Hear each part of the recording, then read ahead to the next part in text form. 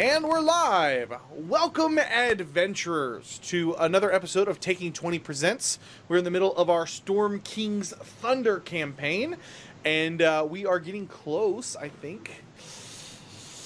Getting really close to the finale. So we have with us, as always, our four brave adventurers. We have Philip playing Cesare, our human valor bard.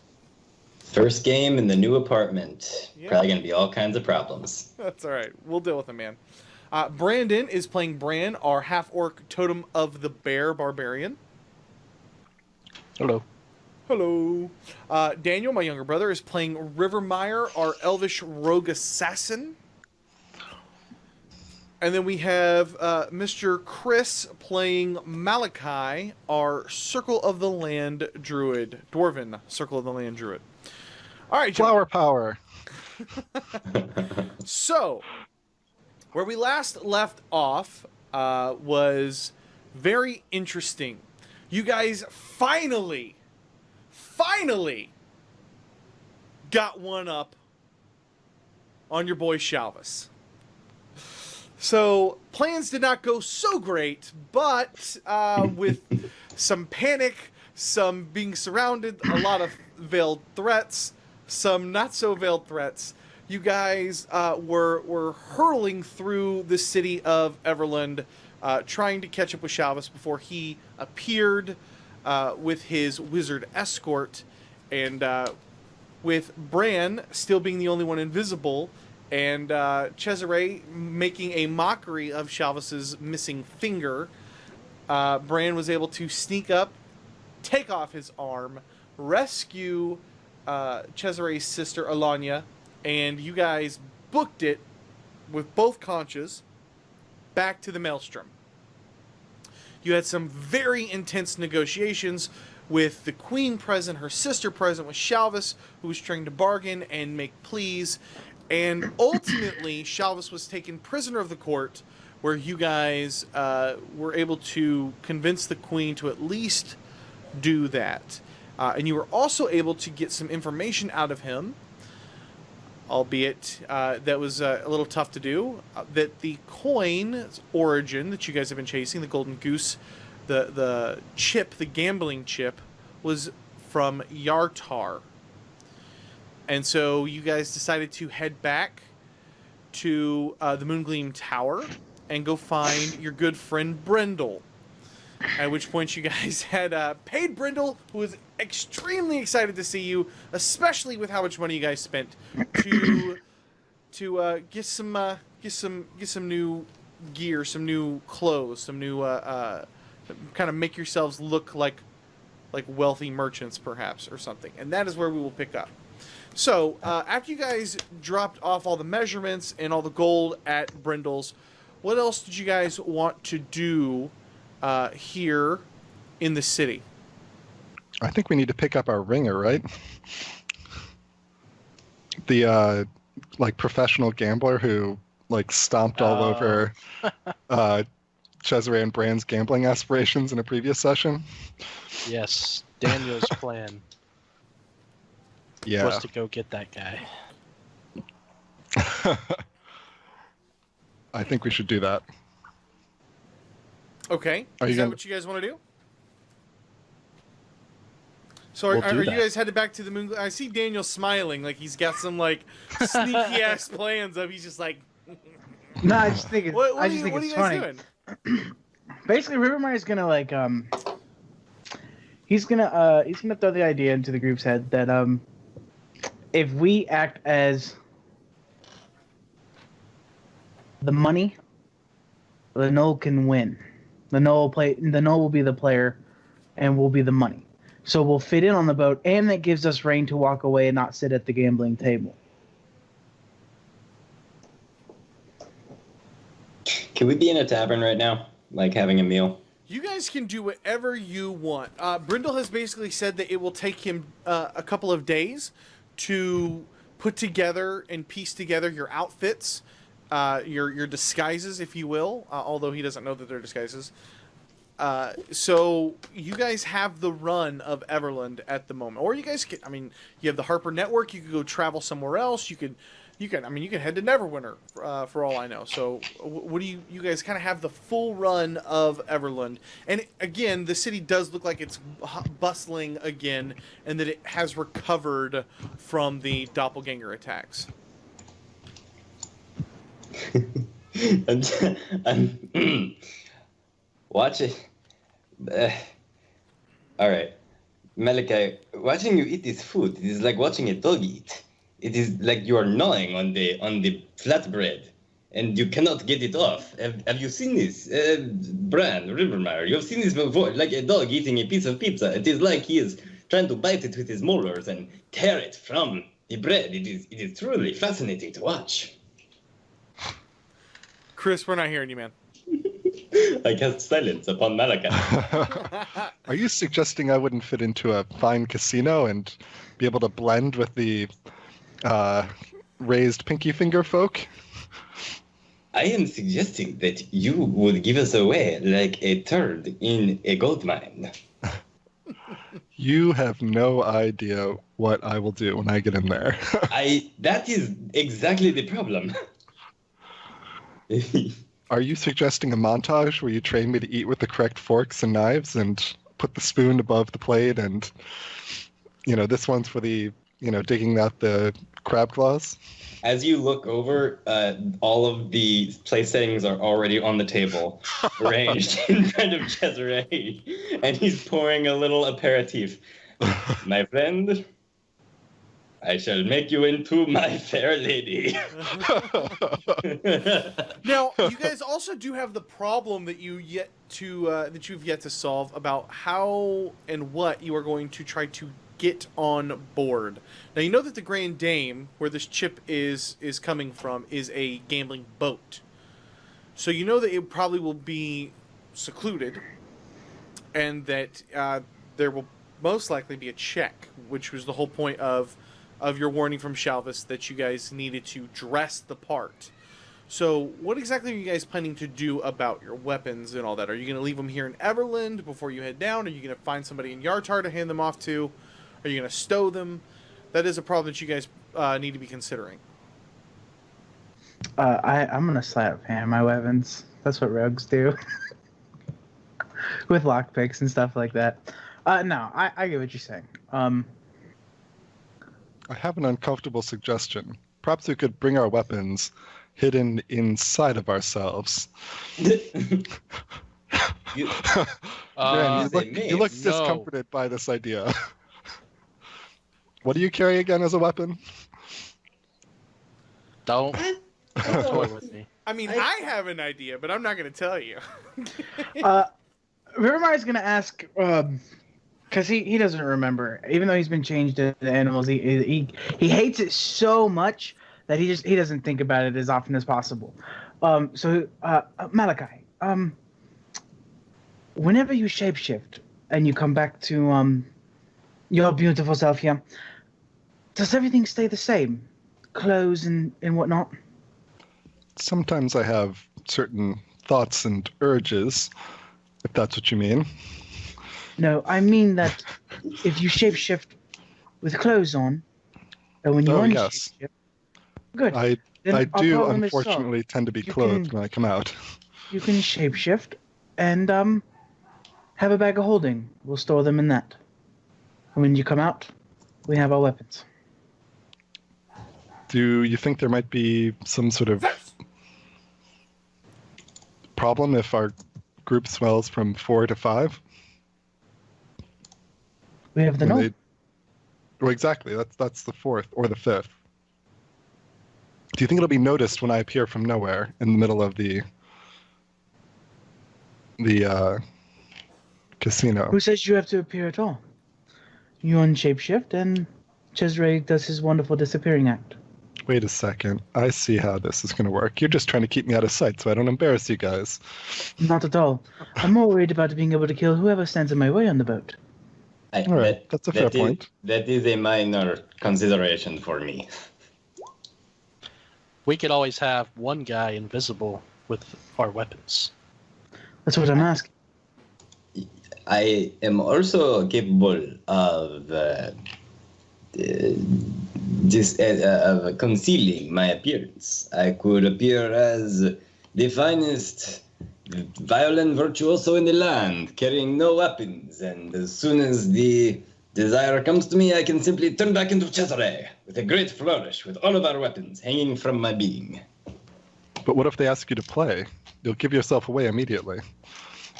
I don't know what you are suggesting, short stuff. I think you made a ploy on how bad your music sounds sometimes.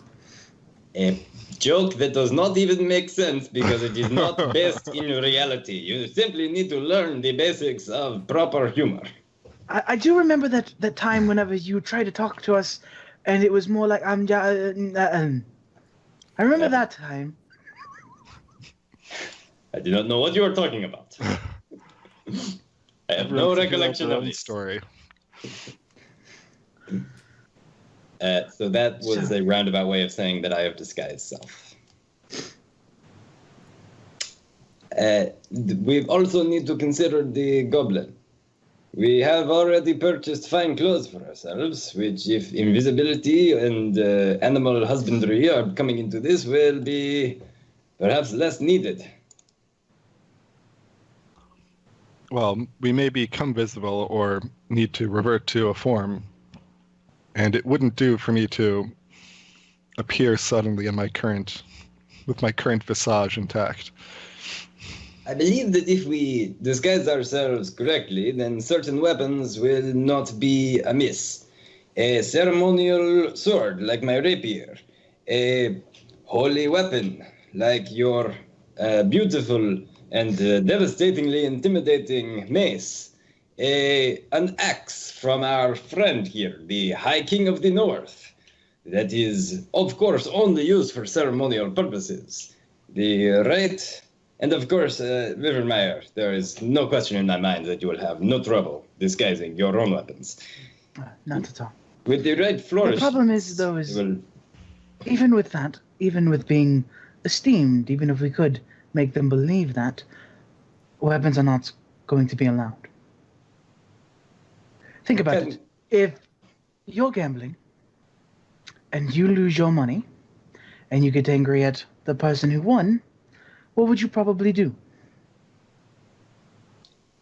I am assuming that this is a far higher level establishment than that. If we are rubbing elbows with dignitaries and other well-to-do folks, then a ceremonial saber or rapier should be the least of their problems. But if you think that when this there's is... brandy involved and gambling, I promise you, it can become unruly, no matter how esteemed a person is. Very well. You really only have two options: either conceal your weapons or not bring them at all. Bren, I don't think you We have need one weapons. option. You just rip things apart. Fair enough. Very well. Then we shall hide our weapons upon the mouse and the invisible person. Perhaps myself, perhaps our large orcish friend. Then, after... Or we could just stow them into the bag of holding. And, Rivermeyer, you have a way with items disappearing. You can keep that out of sight. Holy shit! I completely fucking forgot about that. Bran, you're a goddamn genius. They may have means of detecting magic, though, which we have not yet considered. Which is fine until the bag opens up. It's probably not magical, right? Do you guys I remember? believe We can't you're hear you, incorrect. Do you guys remember going to a gambling hall previously? Yeah. Yeah. I'm just curious if you guys remember that from the campaign. Yeah, that was like the fancy one that we went to way back when Bran won all that money. I remember somebody Rivermeyer was discomforted. Rivermeyer was holding something Yeah. at that point. The cursed dagger. Do you guys Right? remember how it reacted inside the casino? Badly. Mm-hmm. Real badly. Do not like.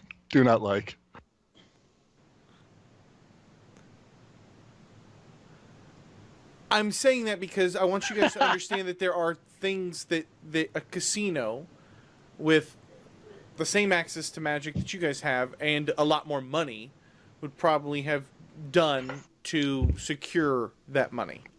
Yeah, precautions. Right, that's true. That's what Rivermire was trying to get across.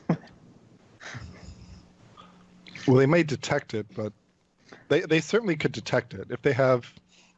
They could. I mean, if they have access to unlimited magics, they could see through any illusion or any invisibility spell. Which, They may not even be able to see care. the true nature. They may also- not care. They also may not care. well, They might have some pretty bruiser guards too. It's okay. Rivermire will totally snap people's necks. Don't worry, he's an assassin. He'll do whatever it takes. well, so that kind of goes back to the whole hide in plain sight thing. Like, I think a few weapons we can probably get by, but yeah, illusion spells are probably just going to alert them that there's some sneaky shit going on.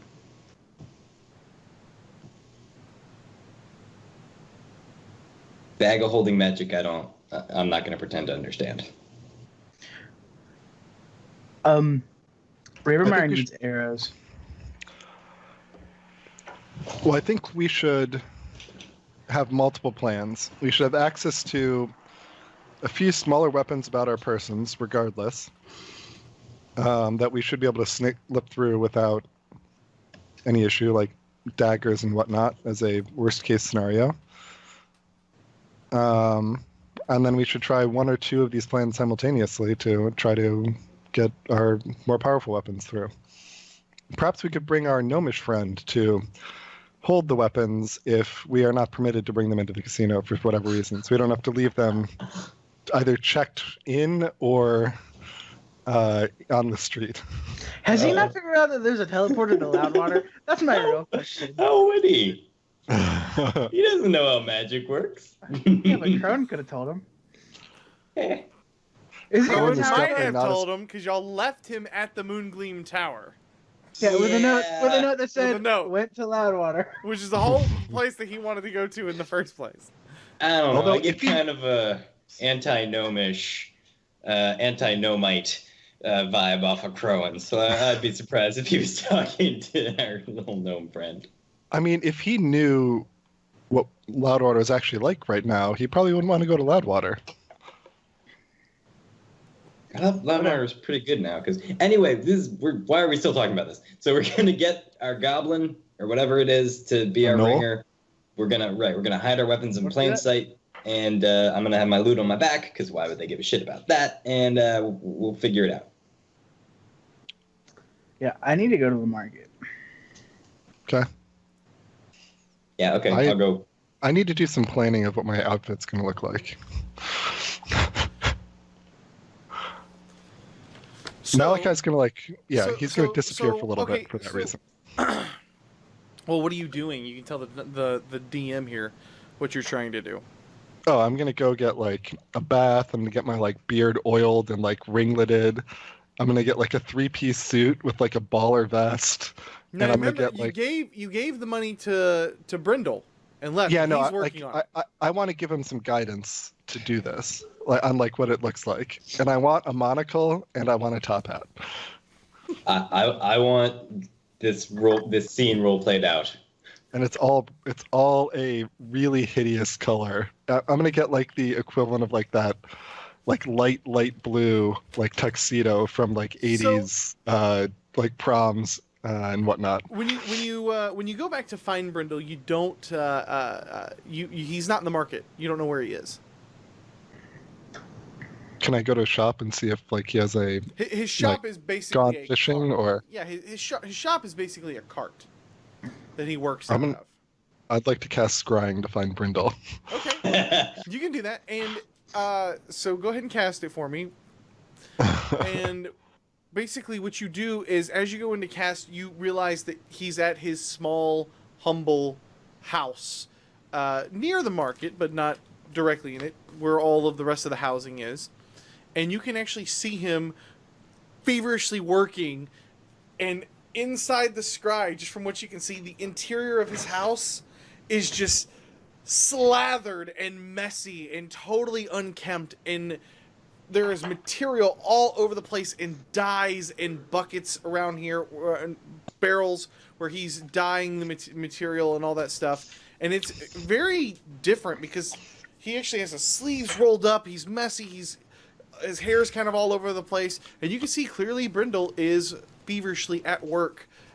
Two of the outfits are already done. A soft brown leather tunic with golden trim and some sort of a soft green interior padding to it, along with a crimson red crimson red tunic with a stag with a couple of pairs of a pair of black leather boots nearby. And he's currently working on something blue with a kind of a big white fur on it. Okay. Can I make question. guesses based on the size as to whose is whose? Yeah, I will let you do that. You clearly think that the stag is probably Rivermire based on the frame. Okay. And the soft brown leather tunic is far too short for anybody else in the party.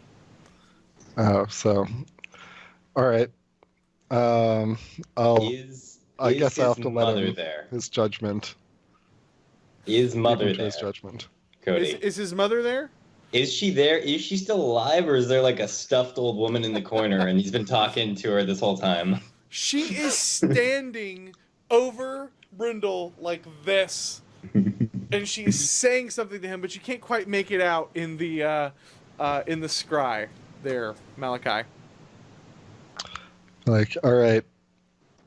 Not so sure about your outfit there, Rivermire, but the others appear to be shaping up quite nicely. So I'll let him do his thing. We'll I do won't this chase here. him down. We're gonna fast forward a little bit, unless there's anything major that you guys want to do here in the city before. I want to Brandon go gives you get guys the arrows. outfits. I want to go get arrows for my elves. Okay, Ditto. you can certainly do that. I'm gonna. We're not gonna play that out because I want to No, move that's forward to cool. some other stuff. So you can certainly do that. And then what about you, Bran? Nothing important. Nothing important. Nothing to do with the Harpers. And then Cesare. I also need arrows and like a decent quantity now. So here's what I want you guys to do. Because this market is so big and robust, you guys can certainly restock and re-equip here if you guys need to. So go ahead and do those things. I pick up 12 daggers. And a couple of days goes by, and the morning comes where Brindle has basically told you guys to return. I presume you guys are headed to the market to meet him and pick up your outfits? Yes. Yep. So as you guys approach the marketplace, you guys come upon the familiar scene, and it's still early in the morning, so the marketplace, the square isn't quite as busy as it is by about midday or so.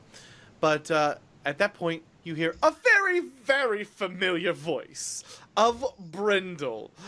Oh, my dear friends, come see what Mother and I have made for you, please.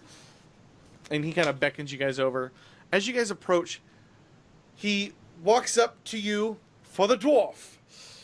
Golden trimmed in the softest leather hide that you will ever feel. Just please feel it, feel it, feel it, feel it, feel it. Just feel that. Just feel that. Oh, so good.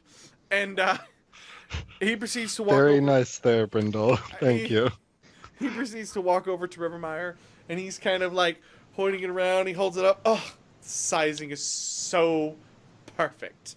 And he hands you over your outfit as well. Cesare, he comes up to you with an emerald green, kind of a big cuffed shirt, and with a collar on it, and on the front is a golden apple tree, along with a velvet black kind of cape hanging off the back. Hell yeah. Complete with hat. You're the only one that he's come up to actually with a hat. Let's grab the hat. And Bran, he walks up to you and says, "And I've saved the best for last." And he heaves out of his box this wonderfully ornate, with all this white and gold stitching all the way throughout it, but it's only like a half tunic. It's actually still showing you a midriff to kind of show off your abs and your muscles with a really tight cut here. And it is adorned with this over-the-top white fur that he must have salvaged from the crag cat that you gave him previously. Big shoulders flowing down into a long cape. And on the front of it is a enormous, ferocious-looking white tiger. Oh, thank you, Brindle. Yes. Oh, cannot wait to see you in it. Listen, these come with a lifetime warranty. It is the finest work I've ever done, and you've paid me such a handsome sum that consider any repairs being made on the house. But you will, of course, tell people where you got these magnificent pieces, yes? Of course, Brangle's doubt. place. From the one and only Brendel Nevershear. Brangle never here. Close enough. Thank you. Brendel, I shall compose a ballad in your honor. These clothes are truly fantastic. Thank you. Now, I must go tend to Mother. Her calves hurt. and he I'm closes up so his sorry. cart, picks it up, and wheels it out of the square. Something occurs to me. We haven't decided if we're going as ourselves or if we're going to choose to go in character as a part of this. And I'm fairly certain that I would like to go as a dwarven lord. A dwarven king, even. I'd like to buy a costume, like circulate crown, and I will be Grimshaw the Magnificent. Yes? No? Only What do a you guys brand think? makes it. Only a brand makes what? The Makes crown? it the Crown? crown. All right. Sure. So gentlemen, what are we doing here? You've picked up your outfits from Brindle. You kind of have a plan now, and you know where you need to go. But we need to Okay, get so- the knoll. Yes. Are you guys gonna grab the knoll? Yep. Sure. Okay. So, not long after you, was no wait, okay, forgive me here, guys. I'm trying to remember. Was the knoll here? Because I thought the knoll was in Mirror Bar. No, the knoll was here. Forgive me. The knoll was here. The other two guys were in Mirror Bar. So yeah, absolutely. You guys can head down and find. I believe his name is Michu. And you guys can head down to the trader room, and again you come across the kind of ferocious madam of the den, and as she approaches, what can Irina do for you? Does she recognize us? Wonderful. She appears. Well, she's to only you. seen Comes me. right up to you. She's only seen me and Jezreel. She comes right up to you, Rivermar. But a deal. Yes, I love one that'll deals. make you lots of money. Even more so than your last visit. Oh, I believe a lot more. So, there's a gambling boat in Yanta. I'm sure you've heard of it. There are a few that I know of. Good. How would you like to clean its house out? Depends on the boat. Do you have a name for this vessel? The Golden Goose. No. You mean the Grand Dame. That one. Yes. I don't remember. Look, do you remember the coin that I showed you? We're going there. I have seen such a coin before. Absolutely. That's Lord Caspier's boat. What kind of grudge do you have against Lord Dryland? He's dating my wife. No. Ignore him. He's just excited. It's not a grudge. It's more of he has information that we need. One that will make you money. I believe that's a fair deal. It's only fair once I know what my part is in this particular plan of yours. I'm not necessarily one for making enemies with such heavy purses. They tend to pay to settle their differences. Right, and we're not going to kill anybody. We're going to, again, get information. So, Tell me Let what us you're use the no. proposing, my dear. let us There's use no the reason no. for your name to be associated. You will not be directly involved in any way. Let us use your no. Meet you. What do you need from him? Nice to meet you too. Simple. He gets to be our player. We get to be his money. In the end, you keep all his winnings, and we get our information without spilling any blood. You don't want Michu, you want Krov. Yes. Krov is the player that cleans you out. Let's have him get aboard that ship in the middle of daylight. It ain't going to happen, dearie. He tends to scare off the, let's say the, more well-off folk that are on the boat. Oh, Unless we you know got a guy. some way of disguising him. We know we a do. guy. We can. Give me a moment. Oh, certainly. She kind of turns back, steps behind the curtains. Cesare takes Rivermeyer aside. She definitely did not have that accent last time we were here. Something is going on. It is like some kind of a cross between Irish and Eastern European. I don't know. I think we need to get out of here. Sounds like a sexy accent to me. She steps back out, and next to her is this huge grinning knoll that is the knoll that cleaned you guys out during your last visit to this particular den. So, we're gonna play for some coins. I like this. You got a plan? Oh, definitely. The mug isn't always the most friendliest. Don't worry about that. We'll take care of it. Just, you get to come along for the ride and enjoy literally destroying everyone in the game. The retainer's 200 gold pieces of collateral. Malachi, I believe you have our gold. I counted out in copper. You actually will probably hand over some trade bars that you guys typically deal with. Excuse me. Yeah, we'll fork over the cash. So you guys hand over the gold. Now listen, Krov is me top earner. I won't be having you get him tossed overboard. If he doesn't can't make it on swim? the boat, deal's off. The retainer kept. Deal? Oh, please. I'm not worried about that. He'll come to you unscathed, with lots of coin. Then we get our 200 back. Not that it'll matter. She kind of looks over to him. No problem. Let's make some money. And with that, she'll kind of nod and let you guys. You guys have basically hired one of her hirelings here. Cesare Right and up. Crone, a high five.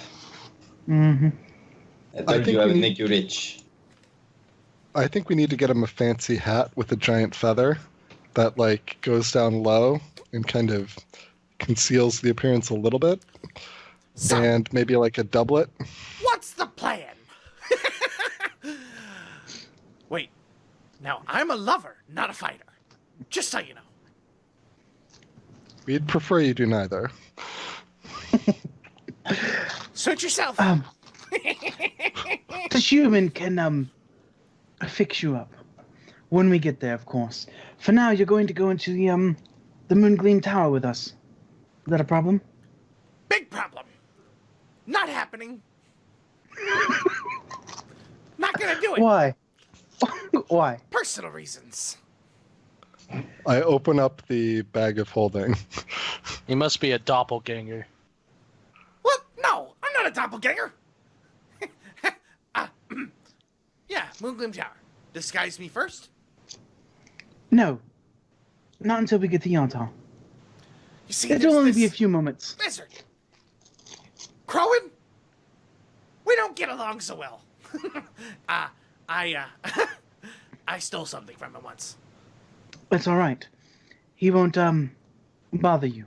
We're on official business. We've all stolen something from Crowan. It's fine. Don't even worry about it. Please, just come along. We'll You gotta disguise see you him once we get sitting to there Yonton. and he's thinking back and forth. Fine. Let's go make some money. Yes. And he cracks his Rivermeyer, knuckles. Cesare, perhaps you should go ahead and make sure there's no trouble with Crowan. We'll follow 5 minutes behind, let's say. Why not just go? And if Crowan decides to start anything, we'll just let him know that we're on official business. If he wants the ordering fixed, he can wait till later to deal with whatever he wants to deal with. Fair enough. Yeah, all right, Onward. let's do it. Yep. So are you guys just heading over to the Mingling Tower? To go to Yatata. Yep. Yartar. I mean, I've gotten my makeover already, so I'm ready. All the lady dwarfs are like looking at you as you walk by. Yep. You know what's really funny? You see top We have a in the dwarf. background. Who prides himself on being dirty. And he is the only character I've seen get a makeover twice. He's the only character who's needed a makeover twice. And then some. He's gone through some shit in this campaign. Give me just 1 second, gentlemen. Yeah, If anything goes Malachi's, wrong, I'm totally blaming Malachi. Malachi's kind of strutting, though, with, like, the Saturday Night Fever theme going. Like, he's got that song playing in his head, and he's doing, like, the John Travolta walk. Cesare is always strutting, but it's to a different song. So it just looks like two people jambling around, having, like, competing seizures. So, you guys can make it over Malachi to the doesn't tower. notice. As you guys approach, the guards let you in, and Crowan's not really around, and you can see the knoll kind of like trying to kind of stay a little bit low and move a little quick, kind of push you guys along. The guards kind of give him a once-over, but they have clearly recognized you guys now as members, and they, with all the full respect and duties that come with that, and since the doppelganger problems have gone, they don't really pay you too much mind when it comes to the knoll. At that point, you guys can make your way down, pass through the phased wall, and then, of course, you see your favorite apprentice, Nespril. Oh, hi. Yes. You have company. A knoll. Yeah. Will you be using the tower today? The circles. I snatched his spellbook. No, you don't even see his spellbook on him. He's like I just in asked full him- robes, and it is not visible at this point. I just asked him. Are you going I just under the asked rope, Cesare? him- I just asked him. Did Crowan take your spell book? No, I've memorized them. And you see him- Prepare the circle to Yartar. Oh yes, yes, Yartar. Yartar. Let's do this. He's really nervous, and so I think his pocket. he's kind of just like, all right. So at this point, you guys step into the circle, and in a moment, you can feel the magic starting to pull you, make you light, make you wisp and thin, and whoosh, you guys suddenly find yourselves in a squared off stone room with bits of ivy creeping over the top and kind of through the cracks and crevices. Oh, good God. They gotta do something about that. You Harpers? Aye. Rivermeyer holds up his coin. You didn't tag team that from nobody, no kill nobody, did you? He's killed people, but not Harper's. To get the coin, I mean. Nope. No. Yeah, well. And Well- Malachi, don't tell anybody that's again. Rivermeyer, I have an important question. How does my hair look? Rumor does this. And pushes that one little string down. Thank you, Oh, my friend. you brought a knoll. And you see him kind of whip out a spell book and start to kind of go into a casting. Don't. Please don't. Didn't we just clarify that we're Harper's also? He's with us. Sometimes Everything's they cool. jump with you. I don't know. Colbaz, what's your name? That's funny. My name is Colbass too. Not also, Colbass too. And you see him kind of raise his book up a little bit. Call He back thinks the about second. it in a minute. This is a Listen. strange coincidence, All sir. right, enough. Listen, the nose with us, he's fixing to change. Right, Cesare? And then we're gonna go take care of a business. Change? Yeah, they got a Just plan. watch. We're gonna go gambling. Hey, You quiet came- down over there. To gamble. All right, I'm done with the this facade. We're not here to gamble. The nose here to gamble. We're here Whoa. on business. Rivermeyer, nothing more than that. We're on business of Crowans. It's a little hush-hush. Crowens, boys. I know who you are. That makes a lot more sense. Malachi, Cesare, Rivermeyer, Bran, Fan, Tran. It's actually Tranny. Yeah, word's been going around about you guys. I just, yeah, with the Nolan and the eyes there. Anyways, whatever you need, let me know. But don't make too much noise. It's hallucinatory terrain around here. Nobody will see you step out. Then he kind of points towards the door. I think we need to wait for Cesare. No, we don't have to wait for him. I mean, we have to wait before we go into the casino, but we can go. Oh, he's got a big fancy phone call to make. That's what's going on. That's what's going on. Sorry, it's my mom. Oh my god! That's the So title much of better this than I one. possibly could have fucking hoped for. That's the title of this video. Yeah, sorry, it's my mom. Episode 13. Mothers. All right, so what do you guys want to do? You want to head over to the boat? Not I until would Cesare disguises the no. Well, I think, yeah, we've got a disguise and all. I think that we should dress him up like a stork. All right, boys. For the last time, different names or not. Honestly, I don't care. So, you choose. Obviously, no one remembers my name. Doesn't matter. And you're very important, my friend. You have killed so much for us, and honestly, I don't think you're natural anymore. You've taken too many hits from giants to not be bent, and you're not. So, good job. Bran, Rivermeyer only appreciates your physical accomplishments. Your Awesome. artistic accomplishments are my personal favorite. Your crown work, really just top notch. So, what do you guys want to do? All right, Cesare's gonna Let's disguise get the a play no. going.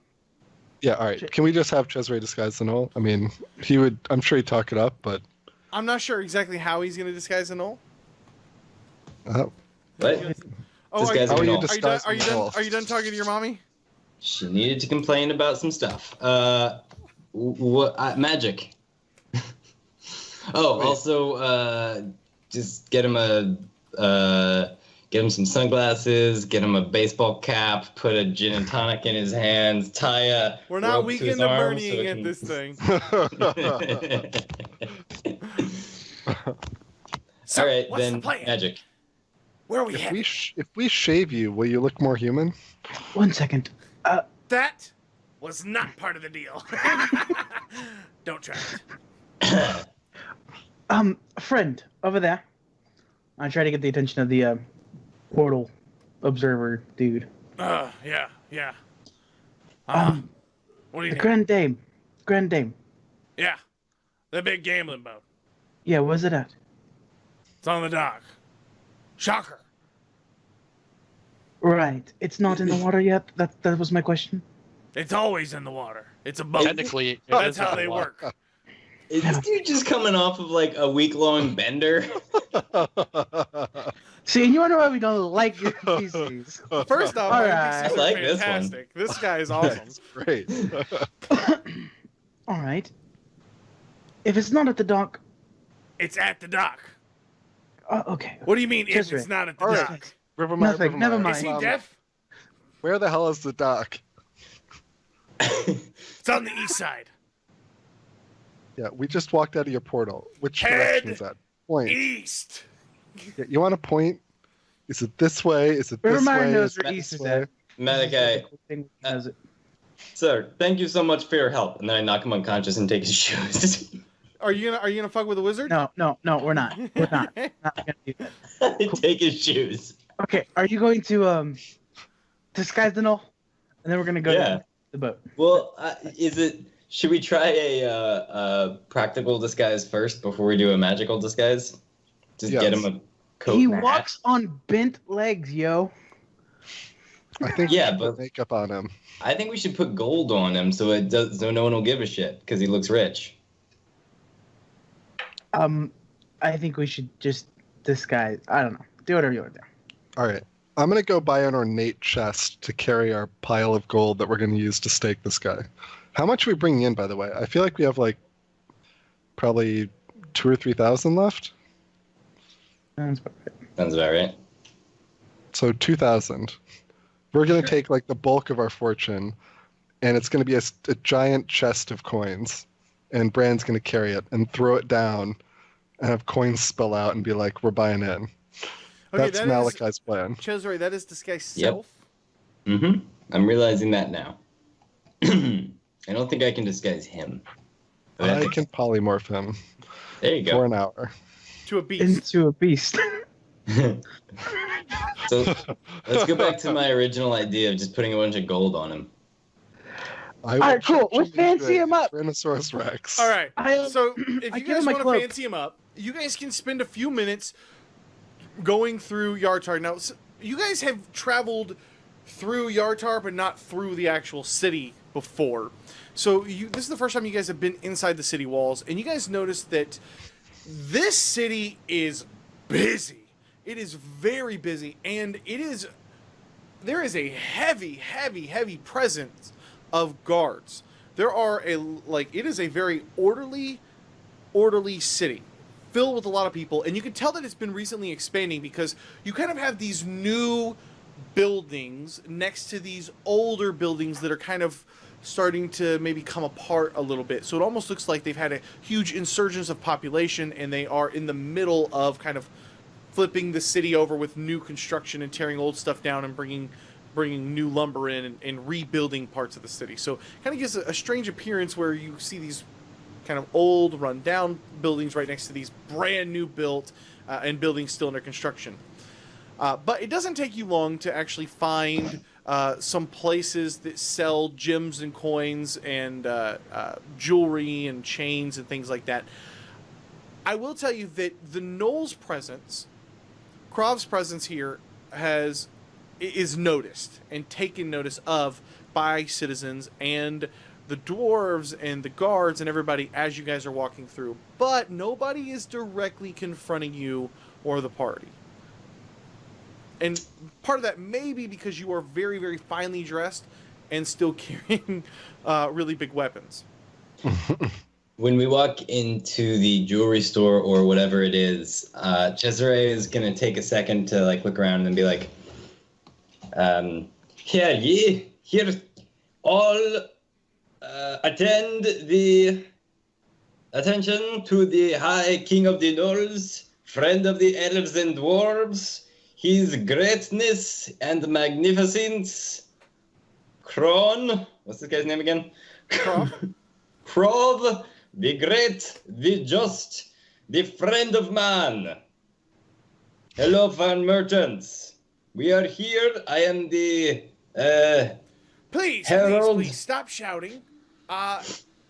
We are honored to have Krov here. Tell me, good sir, what of my wares are you interested in today? Our fine highness likes to travel light, but we will be going out this evening. Therefore, he wishes to be attired in a way suiting his station. We are interested in a fine silken. Is this just jewelry, or does this guy have like nice clothes too? It's just a jewelry, and we don't necessarily have to roleplay out the whole part if you're just trying to dress him. Are you trying to basically we just dress him up, check him? Are you trying to deception check this guy to spread rumors? Now I am. Is that okay? Is that what you want to do? So, Yes. If you want to deception check deceive just this guy, you can certainly do that. Give me a deception check. Okie dokie. Malachi, are you a gold dwarf or a hill dwarf? I think you're a hill dwarf, aren't you? I'm a hill dwarf. Okay. You rolled a 20, and I rolled a natural 1. So, yeah, absolutely. No, that's fine. That's fine, damn dwarf. I'm gonna chat here. So, yeah, absolutely, no problem. He believes you guys. He can help you guys get Krov dressed up, and because he believes you so much, he can actually help get all of the rest of the things gathered for Krov and put together very quickly to get him in some fine garments. And so in about an hour and a half's time, you guys can have Krov completely dressed, getting ready for this evening, which is actually good timing because it's getting close to the evening, and that's when you guys know that the Grand Dame will leave port. Gnolls are like hyena people, right?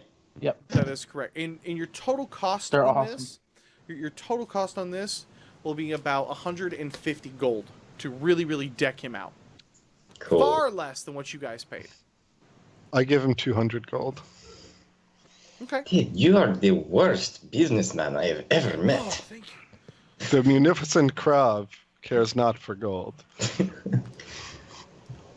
Thank you. Well, we'll be closing up shop, and I wish you luck in your evening's events. Yes, be on with you, shopkeep. One question. we are tourists here. Does the Grand Dame allow any kind of weapons? Just need to know whether we need to bring them or not bring them. Oh, no. None of the gambling boats prefer to have weaponry aboard. I understand. Trouble from losing from time to time. It's a safety precaution. I understand. And I look at Malachi like, I told you so. And, yeah.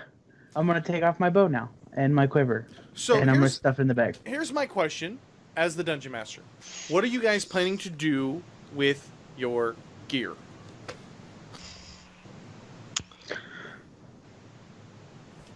I'm going to slide of hand check some stuff. That's what I'm going to do. Okay. So you're gonna store it for now and try to sleight of hand it here when we get to that time. And what exactly are you storing? I'm putting my bow and my quiver in the bag of holding. Okay. Are you keeping the bag of holding on you?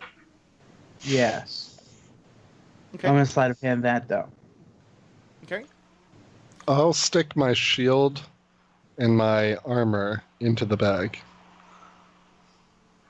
Okay. I think the other bag of holding that we have, maybe we could store the rest of our gear in there, maybe bury it somewhere, hide it. Okay. Where exactly do you want to do that at? I have a question. Let's do it in the stables or wherever the portal came out or left out. You want to leave it with Kolbaz? You guys could probably do Do I- that. Do I think that I could, like, stealthily shoot the bag attached to the side of the boat? If you want to head down to the docks and start scouting out the boat, you can certainly do that. I'm counting you guys as not near the boat at the moment, unless you guys want to head down there and start that's scouting true. it out. But No, you miss the chance of being seen scouting out a casino. We do have that rowboat and oars. That could be an escape route. You do have a rowboat and a pair of oars I can't believe that we have something so practical for this situation. With in your bag of and a holding. dwarf It who just can turn barely into a fit in your shark. bag of holding.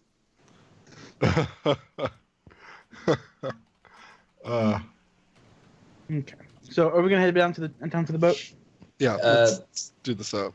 Well, all of us, or should we just send Rivermeyer No. to scout around all Oh. sneaky like? No, I think we should all just go.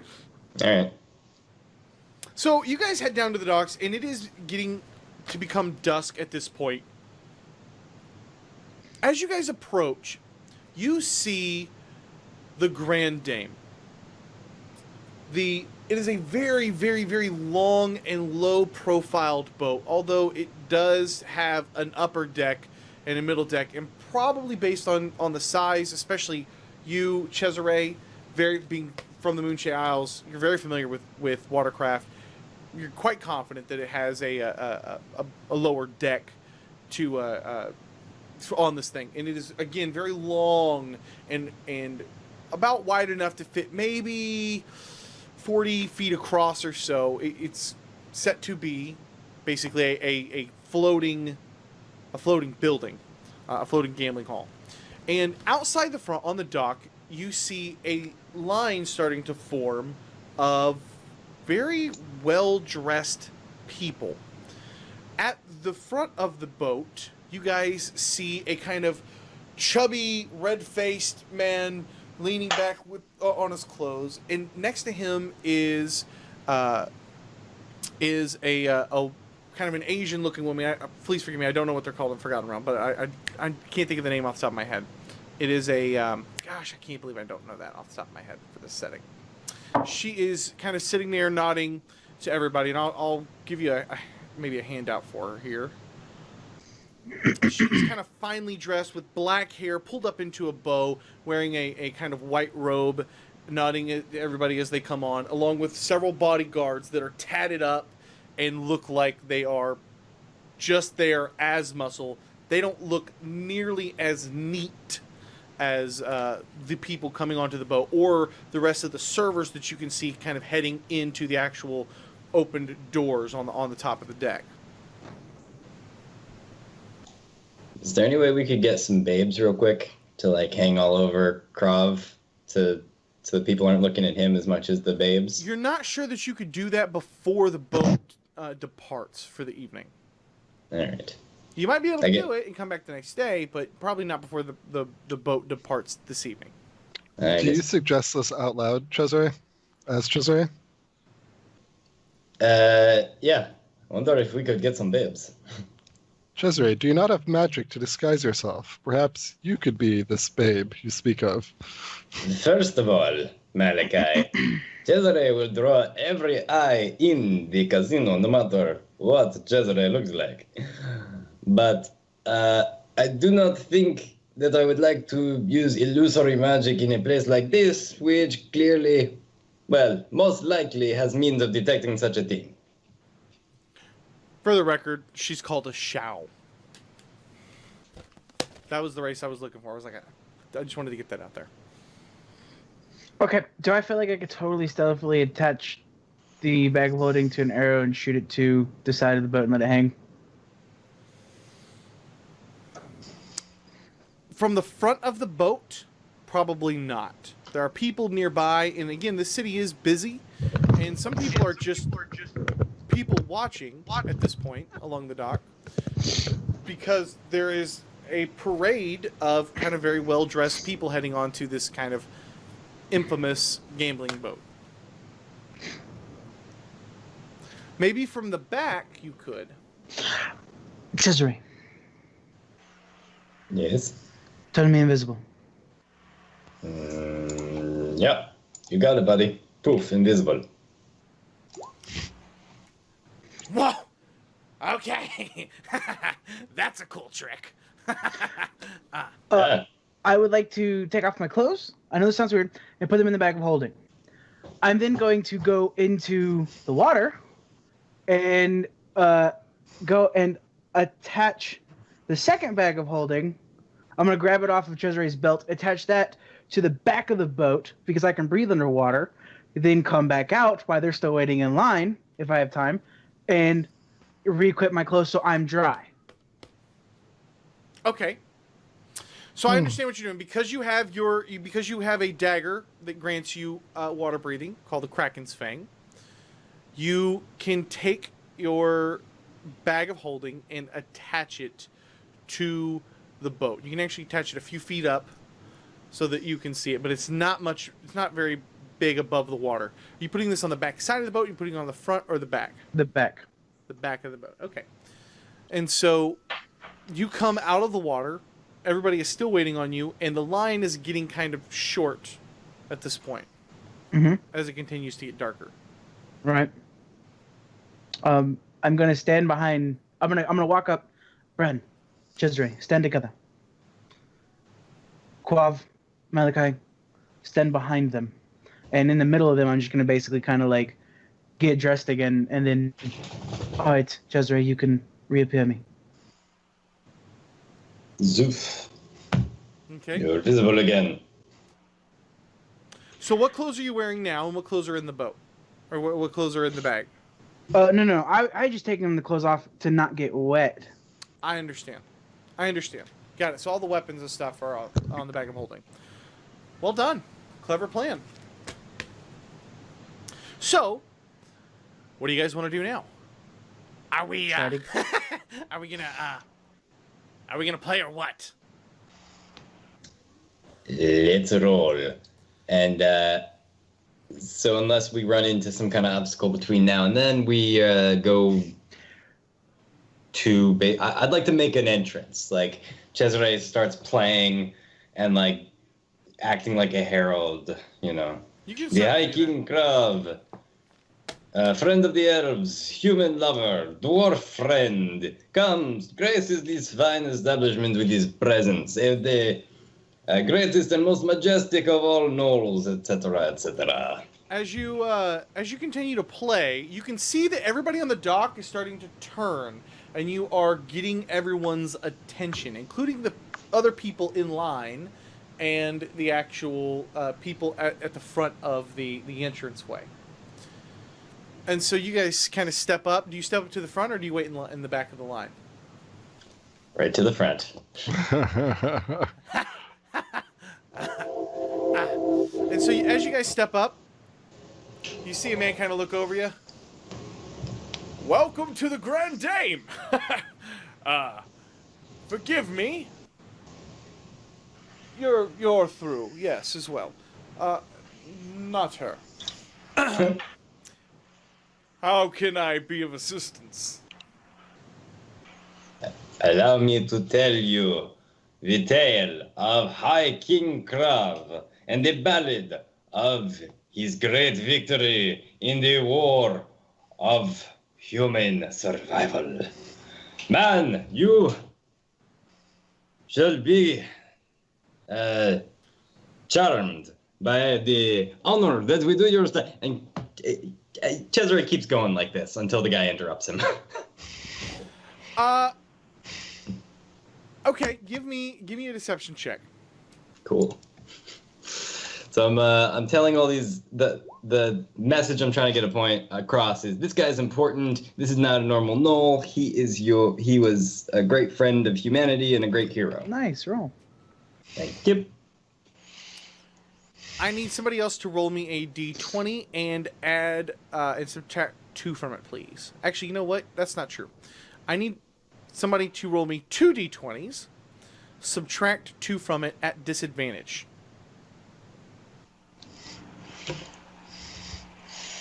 A 5 and a 2. So you rolled a 0.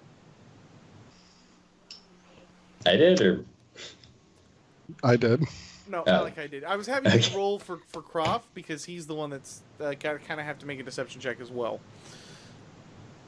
And Croft is at disadvantage because he is a gnoll, and he has -2 to charisma, so he rolled a 0.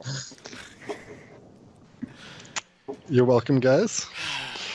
Yeah. So tell me, Where exactly do you hail from? What lands? And what brings you to the Grand Dame? He's asking All Krav right. this, or just us in general? He is looking at your crew right now. Are you going to step up or are you going to let Krav talk?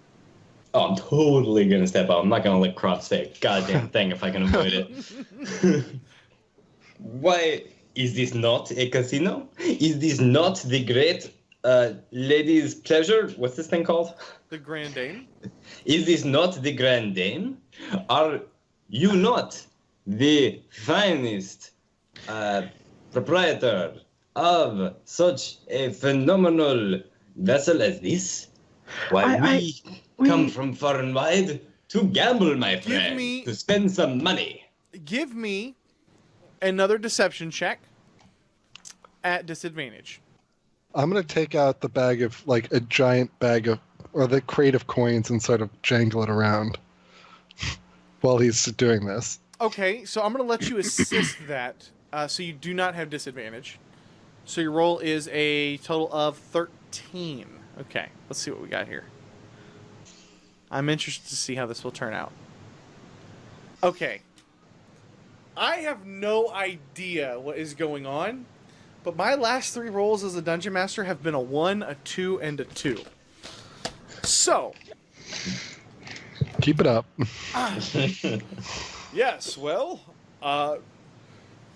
Captain Lord Caspian Dryland at your service.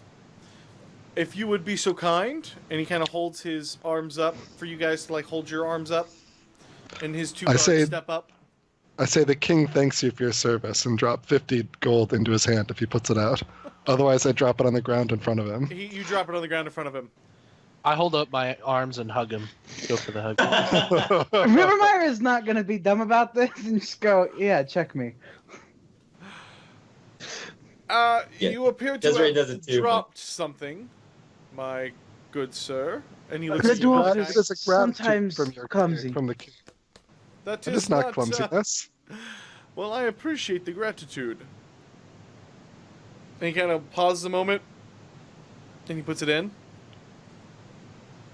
Excellent. Please, Does please, not take his gifts back. and he continues to hold up his arms for you guys to be checked. Mm-hmm. Holds up the arm, but flourishes the cape at the same time. Malachi like sniffs his pits and is Okay, so Yeah. let's do this here. Malachi, where is your mace? I would say it would be hanging from my belt.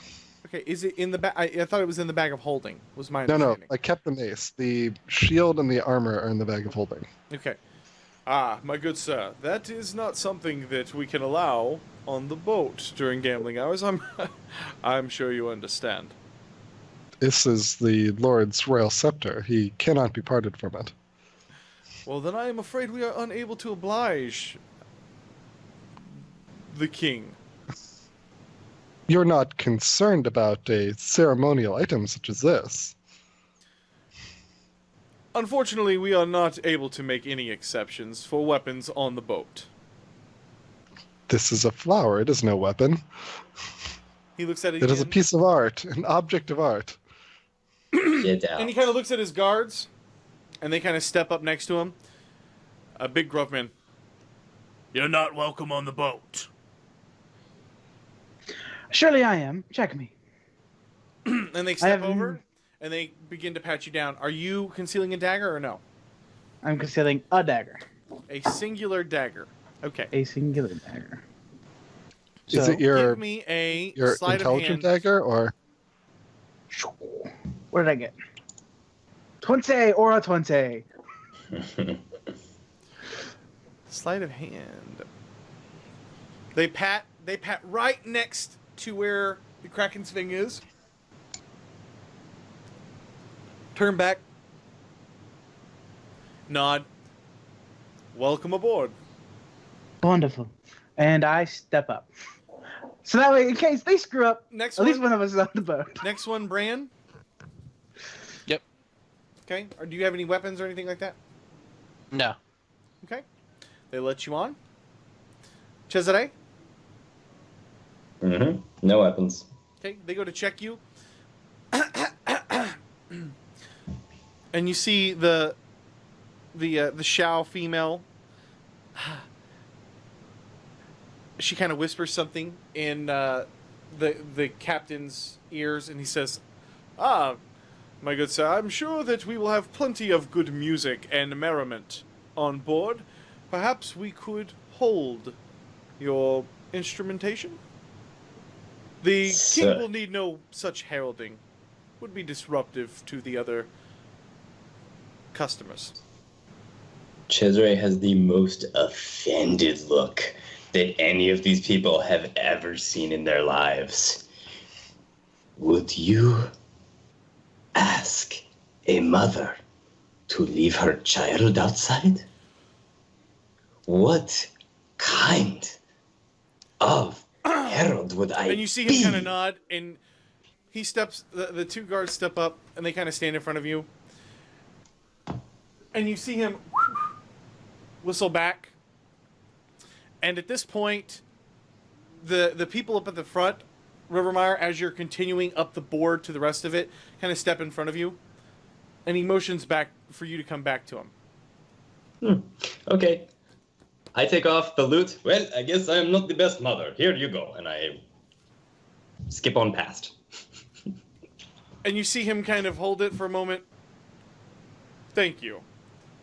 And he hands the lute over to the Shao female. And he kind of nods you past. My good king, please forgive me. And they pat him by.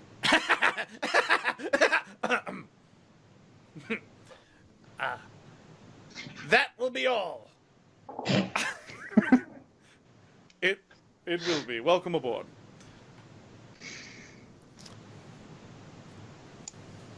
And they kind of look back over to you, Malachi. Get lost.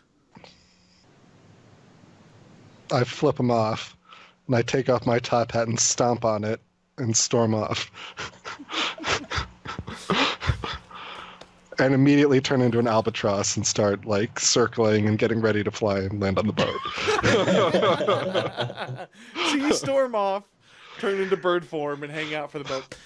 Not long, you guys continue to see more guests arrive, and as you guys enter into the Grand Dame, you walk into basically a really kind of gaudy, obnoxiously decor kind of main deck here into this main section here of the boat with the gambling halls, and you guys notice that there are quite a few tables that have been set up for card games, and the boat is kind of bustling.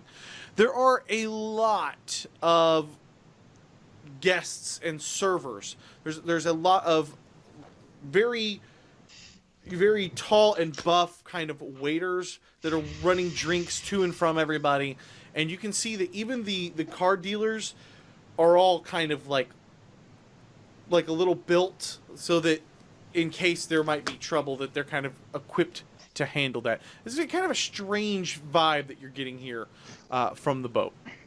Can I, oh, nice. I want to look for, like, the most strategic card table on the boat. One that gives me clear sight of pretty much what I need to look at when I need to look at it. Yeah, absolutely. So you can head back to, and I'm going to put you guys on a map. Now, here's the deal. I'm not crazy about this map for this particular instance, but I'm going to move you guys over so you can at least kind of sort of see the boat here. And I'm going to switch gears for combat so you guys on the stream can see this as well. And let me just drag you guys some tokens out here on the field. We can get this thing going. So while this is going, can I, like, buzz the boat a little bit to, like, see if, like, some sort of magic creates issues for me if I get close to it while in bat form? Absolutely you can. So you kind of whip back around and you make a quick sweep of it. Not sure if there's any type of anti-magic field like the last casino. Please stop moving tokens. Please stop. It's like a really heavy map here for everything on it. And so when you do that, when you kind of buzz the boat nearby, you don't have any issues. Okay. All right, I'm trying to think here where I can put you guys because I think they have dynamic lighting on here. So let me just let this go. This thing is so laggy with the way Roll20 has dynamically lit it that I'm not sure I'm going to be able to do that for you guys. It seems fine to me. Yeah, I know it seems fine to you. It doesn't seem fine to me though. That's the problem. I'm getting Fair. a lot of lag. So I'm going to move you guys inside near the back of the boat. And Malachi, I'm just going to put you there for the moment, just so you can kind of see. But the reality is you are flying above and nearby. And I'm only putting you guys in here so you guys can get a quick little vibe of how crowded this particular place is. So as you can see, this place is filled with card tables and guests and guards all the way throughout it. As you guys pass through to the back of the boat from the entrance, you guys pass over a large golden goose statue, and immediately someone comes up to you and holds out a hand for coins. What will you be trading in for chips this evening?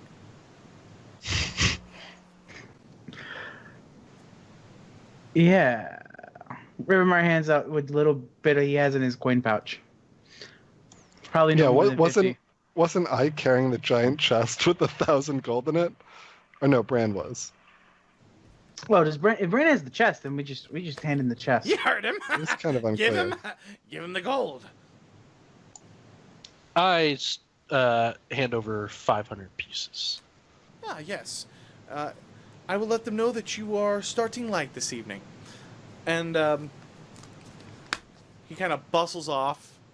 A few minutes later, you see the Shao woman, who is not holding your loot, Cesare, walk by, come up and greet you. I am sorry for the misunderstanding. And she hands out a handful of chips. When you guys see these chips, they're very recognizable. In fact, they match the golden goose coin given to you by the queen. Thank you.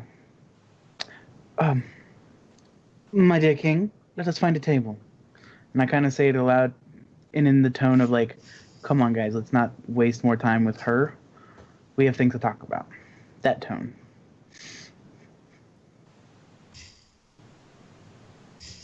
And so, in no time, if you guys want, you guys can find a table and kind of set up next to it. That's not a problem at all.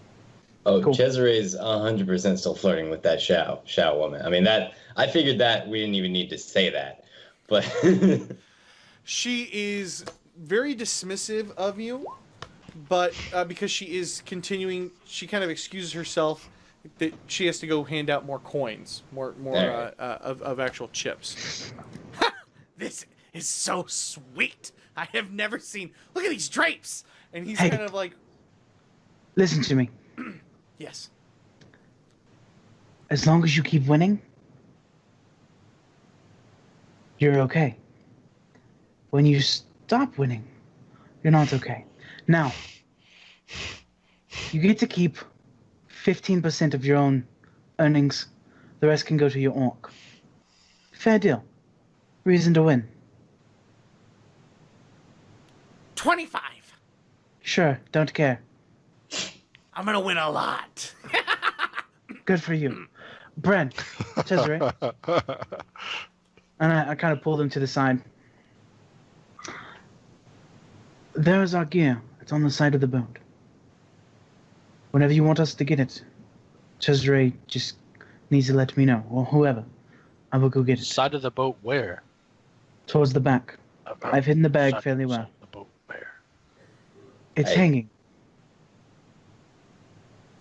it is at the stern of the boat. I think one of us must stay with the knoll as a minder to make sure it does not cause problems. The other two, I suggest scout out, see what you can see what you can hear, see what you can smell. Cesare, I'm only good at finding things. You're better at the chatter.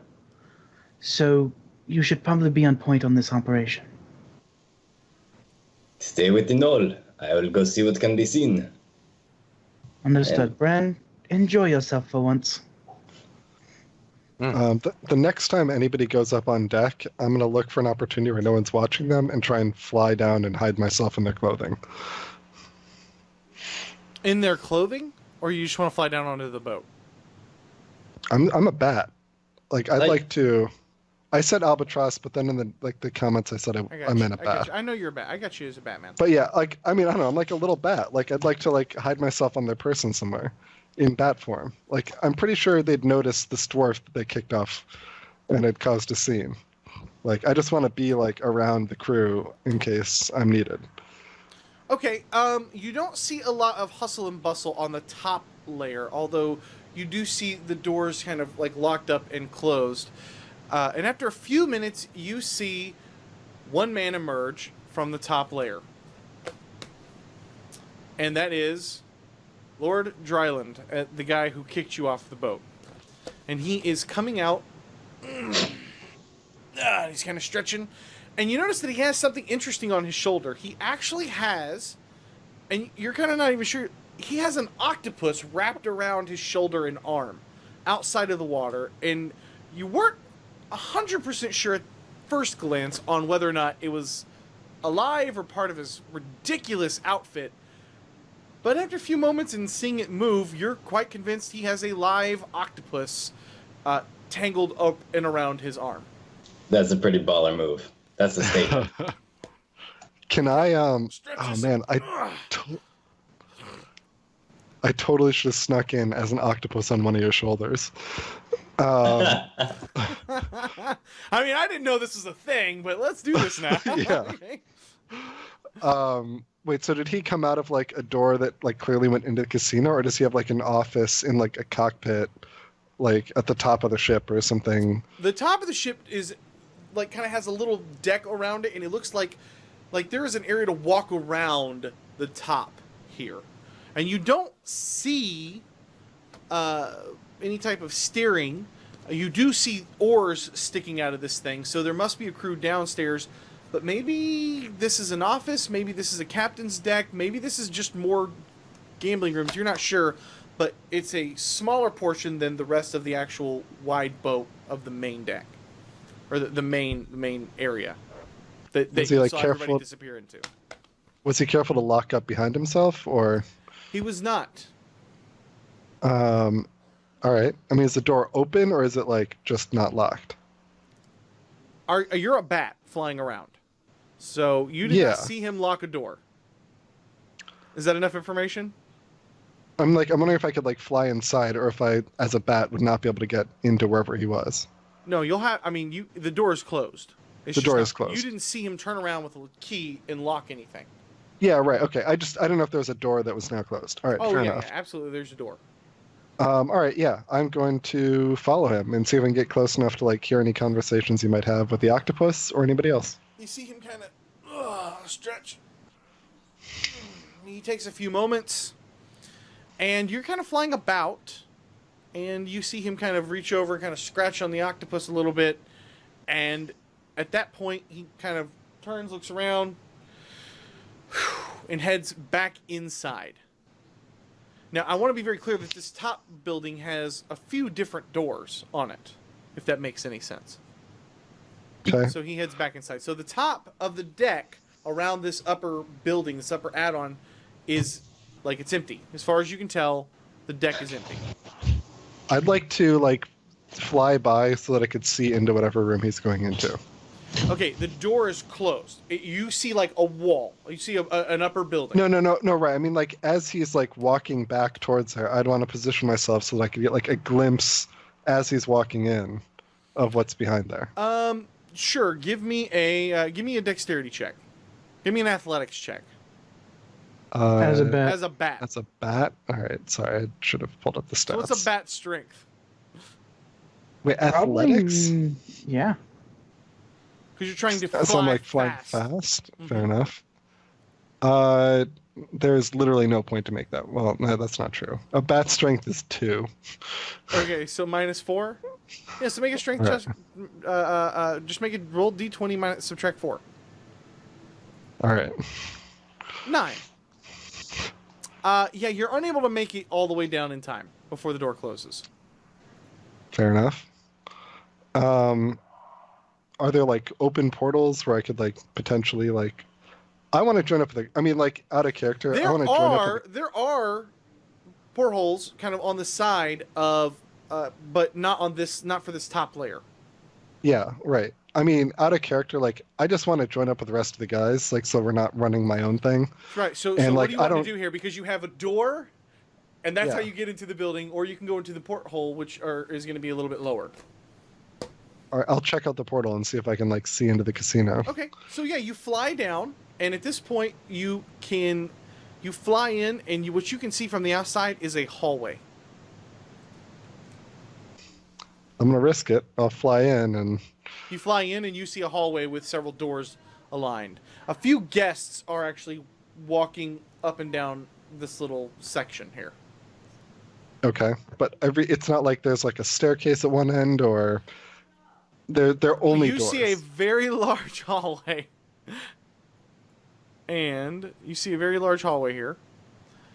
All and right. it kind of bends around the corner. All right. I'll fly down to the corner. I understand your frustration, but this is the layout. No, that's fair. I'll fly down to the corner. Okay, so you want to fly towards the front or the back of the boat? Well, towards the front of the boat. Okay, towards the front of the boat, you fly down, and I mean, I'll like try and like you see additional. stealthy. You see an anchor and additional stairs leading down. Okay, kill this dog. Okay. Well, I'm streaming, baby girl. Bro, pooping. Okay. All right. So you see stairs leading down, and additional doors that you could probably open if you were in human form. So while you think about that, let me shift back over to these guys. Fair enough. So you guys get set up at the table, and you see Krav kind of settle down and get into position. As the cards begin to be automatically dealt out, there are a few more people at the table here that are kind of looking over and a little surprised to see a gnoll sitting at the table, and they begin to kind of make a little bit of polite conversation. But Krav seems to be handling himself very well, and he is in card mode at this point. Now, are you guys playing alongside your escort, your king? No. What are you guys doing?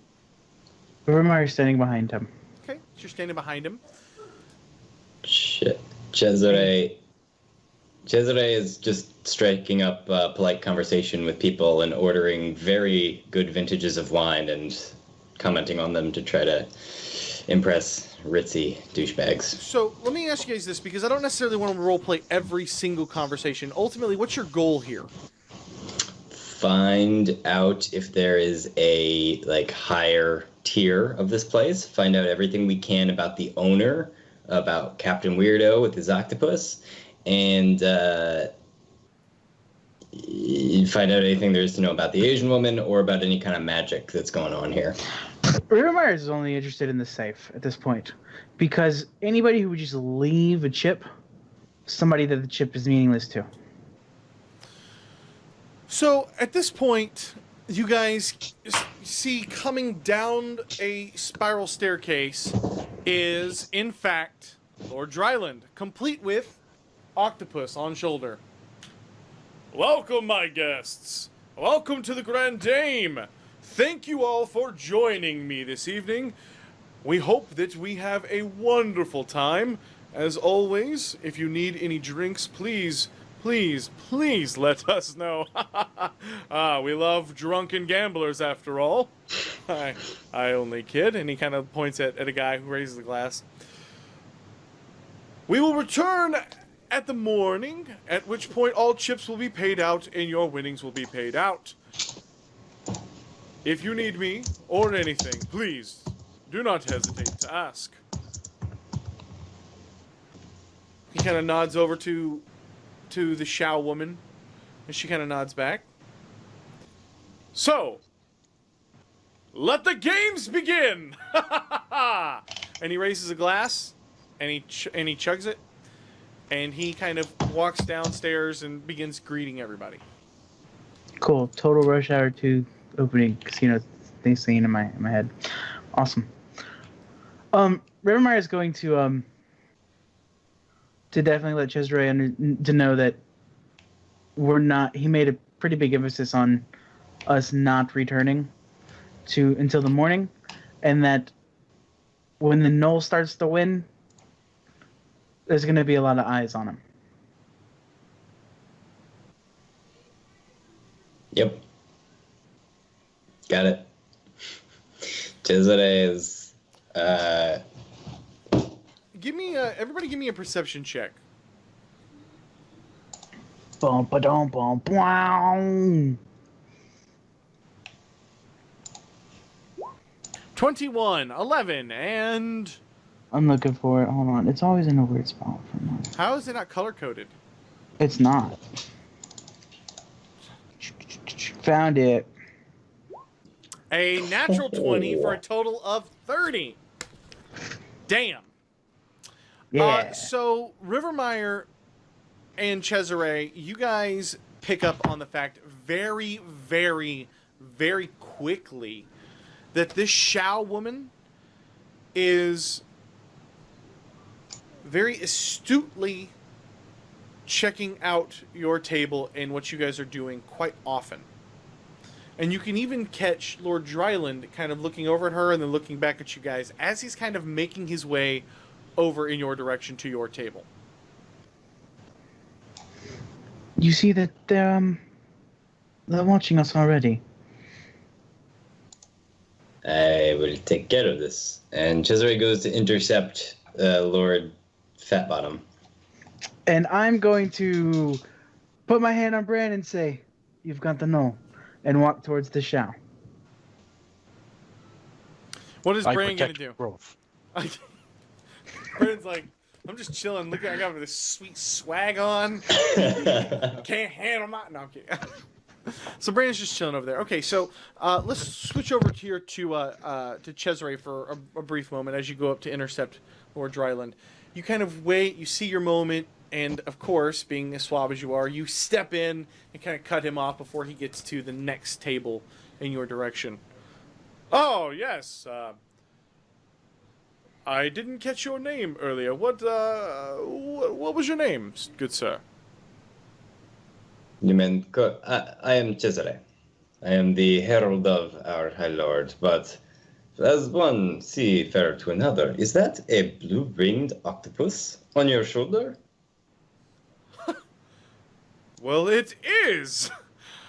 That is a good eye. A very rare creature indeed. Right so.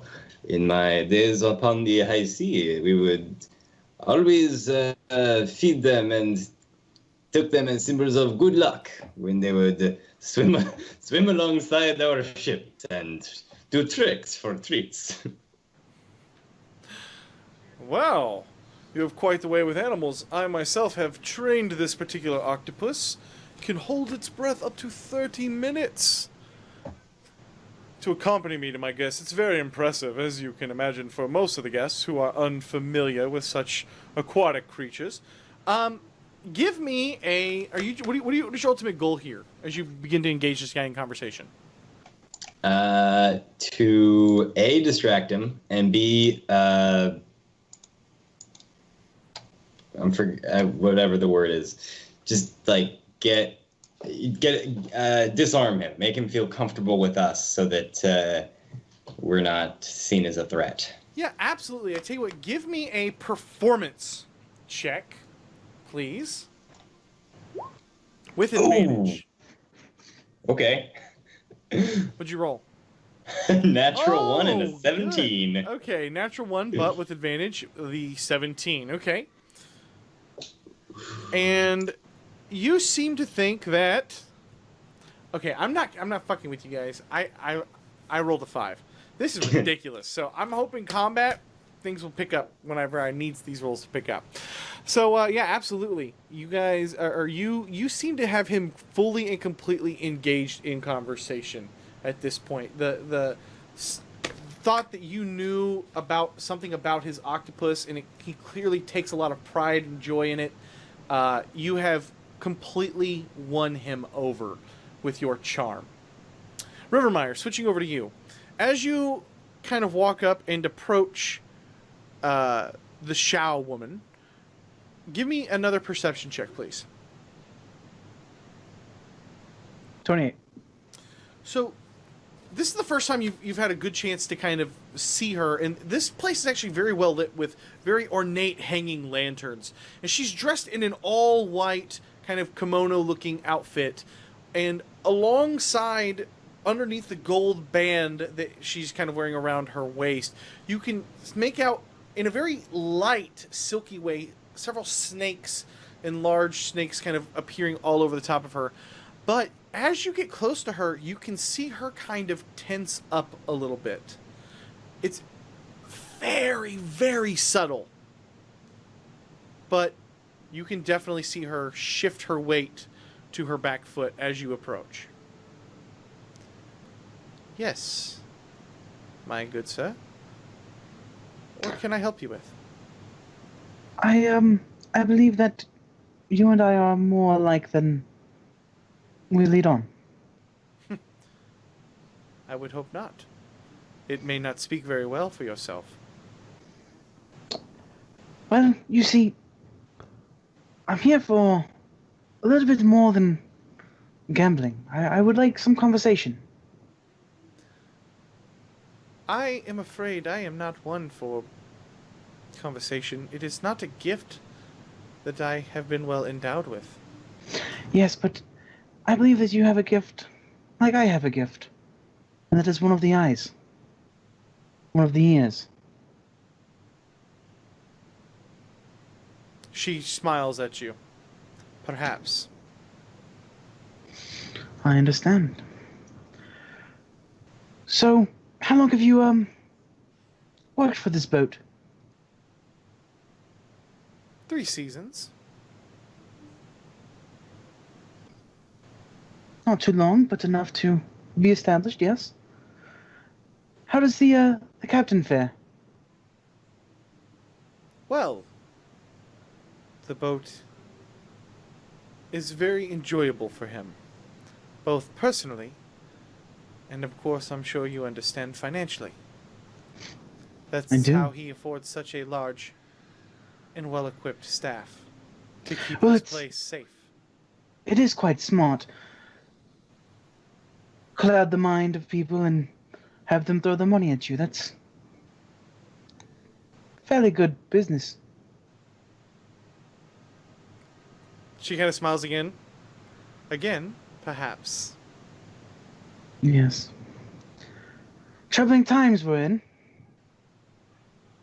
Yes, I find the Giants' activity very disturbing as well. I'm sure. Has, any of them actually come to you? Or been around Yata? Has there been any trouble here? No. Hmm. Alright, well, it was nice talking to you. She nods. Enjoy your stay on the Great Dame. Yes, and I'm sure your eyes will always find us. And I'll walk back to the table. Perhaps. So as you guys make your way back, Bran, you are being offered a lot of drinks. A lot of drinks, because for some reason, accept it. as Krav continues to win, yeah, that's a good hand, good hand. And he is kind of raking in a lot of these chips. He's not. I don't let drinking. Crop drink. Yeah, I don't like. Yeah, he's not drinking at all. So every time he gets brought a drink, he gives it to you. Every time Yes. he is brought a drink, you are also brought a drink. So you're getting twice the drinks. And it appears that the staff is bringing him as many drinks as they can as he continues to rack up chips. Which, of course, are all, in turn, going to you because he is not drinking while he is gambling. How heavy are you on the drinks? Are you taking them as they come? I take them as they come so far. I'm trying not to get too hammered here. Give me a Constitution check. Go, Brad. You passed this last time. All right? You're the only one who made it on the wall. At advantage, because you are one of the few that has their mug placed on the wall. 14. At the gleaming, I believe the gleaming satyr. 14. Yep. You Is the gleaming are satyr starting still there? to feel a little drunk. This is a very heavy wine. I motion over to Malik. Well, not Cesare, to come over and watch Krav for a little bit. He's also an alcoholic. As you kind of finish this up, Cesare, this conversation, you head back over and you can see Bran, and he's kind of motioning you over, and you see him leaning a little hard into the table, and there is like 8 empty cups, and you have only been chatting with Lord Dryland for about 10 minutes. Really is not that long because his octopus only stays out of the water for 30 minutes. So you've only been chatting with about 10 minutes, and there are already more than half a dozen of these large wine tankards empty next to Bran, and he is, again, leaning a little heavy into the table. What do you want to do? And yet Cesare is not even slightly surprised. Yeah, I walk over, I tag out Bran, I say, in 20 minutes, follow the captain. And I guess I order a drink. And in no time, boom, 2 drinks appear up next to you, one for Krav and one for you, at which point he hands it over to you. I drink both of them. I'm playing. Oh boy. I'm gonna go take a leak, and I start walking around the ship, kind of like a drunk idiot. But I'm actually trying to scout the ship, see which places are restricted, where they'll let me in, and just kind of explore the ship. Give me an intelligence check, my half-orc Totem of the Bear Barbarian, at disadvantage, please. Unless... Oh my gosh! Are you kidding Cody, me? you should know this by now. 18 Brand and is the 19. ultimate roller. Bran is... Oh my gosh. You rolled a natural 20. With your intelligence brings it to a 19. And a 19 with your intelligence brought it to an 18. So disadvantage. I cannot believe you just rolled a 19 and a 20 with a -1 and disadvantage. That is crazy. All right. And in a matter of no time, you kind of get your wits about you, and you scout out that the captain has finished his rounds and has headed back up the circular staircase. And that a lot of the staff is taking the back door behind the staircase and heading down. Okay. And in addition to that, you see that there are no guards over near this staircase that you can see on this floor, at least heading up. Okay, I guess I head up. As you head up, you are confronted by 7 of these crewmen. And these crewmen are dressed much like the guards outside. They are not as neatly dressed as the large table players, the large staff. And they look a little rough, and one of them looks over to you. You're not supposed to be here. Yes, I am. They let me on this boat. No, you're not supposed to be here. Another one turns. Forgive us. The tables are downstairs. They're not upstairs. I grumble and I walk off, and then I just start exploring the ship more. So basically, as you explore, you basically find that the ship is made into 3 levels. It has the upper deck, it has the kind of gambling hall, and then at the front and the back of the boat, you find ways down. Malachi, as you are debating on kind of what to do here and seeing a few people pass, you see a very drunken Bran, kind of wide-eyed, make his way down, and he's making as astute observations as he can, but there's no mistaking his tall, half-orc build with these furs on. And he's walking right towards you. Malachi's pretty freaked out by this whole, like, being a bat and separated situation. So he just comes, like, bombing in full speed at Bran and tries to like smash into him and then crawl his way underneath the like giant cloak Bran, without really you doing see- anything to suggest You're that very it's him. drunk. You tell me how you would earnestly react to a bat. So he's a bat. I'm a coming bat. at you in a hallway while you are. I mean, right Malachi- into your chest and climbing up. Malachi, have I ever seen you turn into a bat? Probably not. That's not true. You were one whenever Oh. we killed the Thane. Oh, you're right. I was a bat. I mean, then. she gave us the conch. Right. In the yeah. I'm gonna let you decide if you've ever seen him turn into a bat before, or talk of being able to turn into small animals, like a bat. I knew he could do that, but I just don't know if this is. You tell me what you Okay. how would Bran react?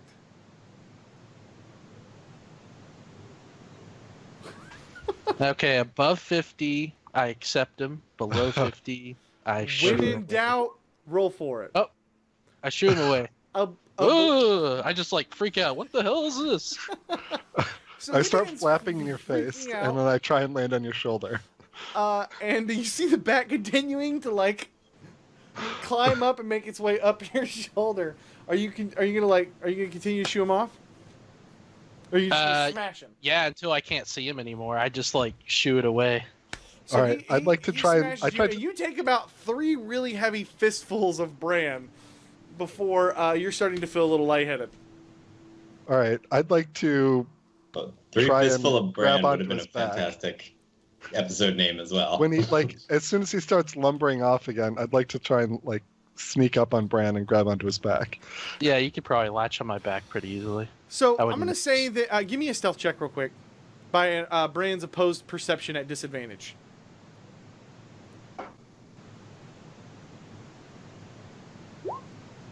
All right, I think that's a bat stealth. A 10, that's it. Versus I mean, they don't get like proficiency or anything, do they? No, let me see. Come on, Bran, give me a perception check, brother. Okay, sorry. A disadvantage zero. A zero. 0. You have no problem attaching on to Bran. He's too busy trying to scout the ship out. He's like, The oh, that hilariousness of shit's my gone. rules right He's now. not fucking trying to scout this thing out. And so, Bran, you can hear as you approach the stairwell grunts. Ugh. Ugh. And it's a lot of people grunting. And I start kinda grunting get- too. I want to fit in. Do you make your way down the stairwell? Yeah, I'll investigate. You soon find yourself in an ore room, and there are a lot of workers here rowing the boat out and keeping it gliding across the water. You see a woman kind of step up. I'm sorry, sir, this is off limits. You sure you don't need help down here? Well, I'm sure a big, strong man like yourself would be good, but no, unfortunately, we don't. Not unless you lose a lot more. Seduce her. For the sake of time, I'm just gonna not do that. So If I try to glance around her, do I see anything of interest or Nothing just that's it? major. You literally see like a big workroom, and it's poorly lit, to be honest. There's a few torches going, but they don't necessarily need a lot of light down here because it's a workroom. It's enough light for them to work, and that's about it. Okay, I head up back to Krav. And so you realize that this boat is officially 3 layers. You have an upper deck where you saw kind of some gruff figures. The middle layer is where all the gambling is taking place. It's actually the gambling hall, and then finally the lower deck is where the oarsmen are. And so you head back to Krav, and I whisper this information to Rivermire and Cesare. you guys are and- all together at this point. Has anybody seen the dwarf? I'll gently, like quietly, like peep my eyes over Bran's shoulder, but I'm like trying to stay like hidden in the fur as much as I can. I tell you what, Rivermire, give me a perception check because he's trying to get your attention without getting the attention of anyone else. A 13, I would say that's enough. I think a DC 10 would be fine because Sure. you're very observant at this point. kind of a tense situation. Oh. You don't really have a lot of weapons either. Oh, there he is. Anyways, yeah, he's on your back, Bren. Don't scratch your back on a pole or something. Just don't do that. Cesare, what was with the octopus or whatever it was on the captain's shoulder? It's a blue-ringed octopus. It can only hold its breath for 30 minutes, so we know that every 30 minutes the captain must return to his quarters. His quarters are up that stairway there that leads to the outside. I can only presume. Don't point. The I the turn that shower point behind us. into pardon. The shower. The shower behind us. She's like me. She sees and hears things. So keep your voices low and don't point. Bren, are you all right? Are you standing good? What did you find out? Just where the captain goes, and he has 7 bodyguards. I could easily dispatch them, not a problem. And other than that, the ship's made of 3 levels. 3. Makes sense. I presume that we're in the middle? Sorry, what'd you say? I presume that we're in the middle? Yeah, that's right, Cody, right? Yes, that's correct. And we have no plan of attack on figuring out who the coin belongs to, considering everyone here has our coin. So, gentlemen, what are we going to do? We could ask someone if giants used to gamble back in the day, but I'm not sure how wise that would be. According to the Shao, she's been here for 3 seasons, and the giants did not worry her.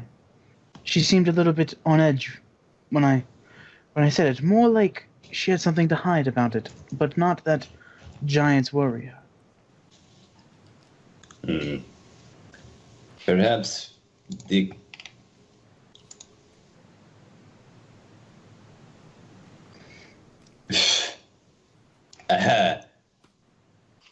perhaps the captain has a key to the vault or similar information about his person.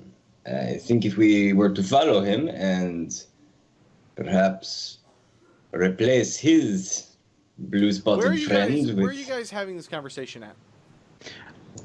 About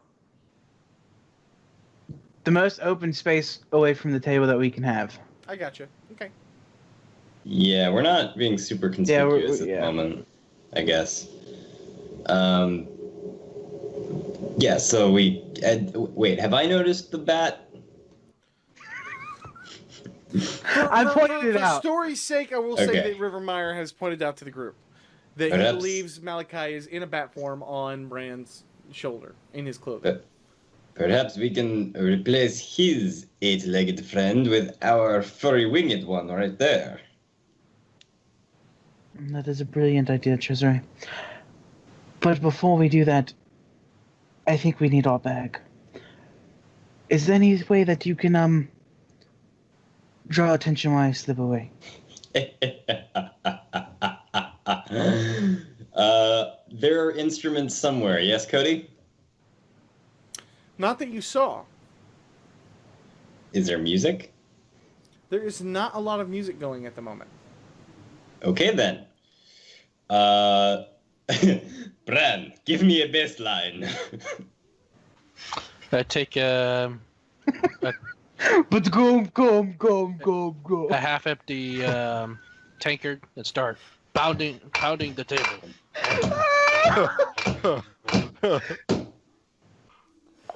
Yes. Cesare, you're on.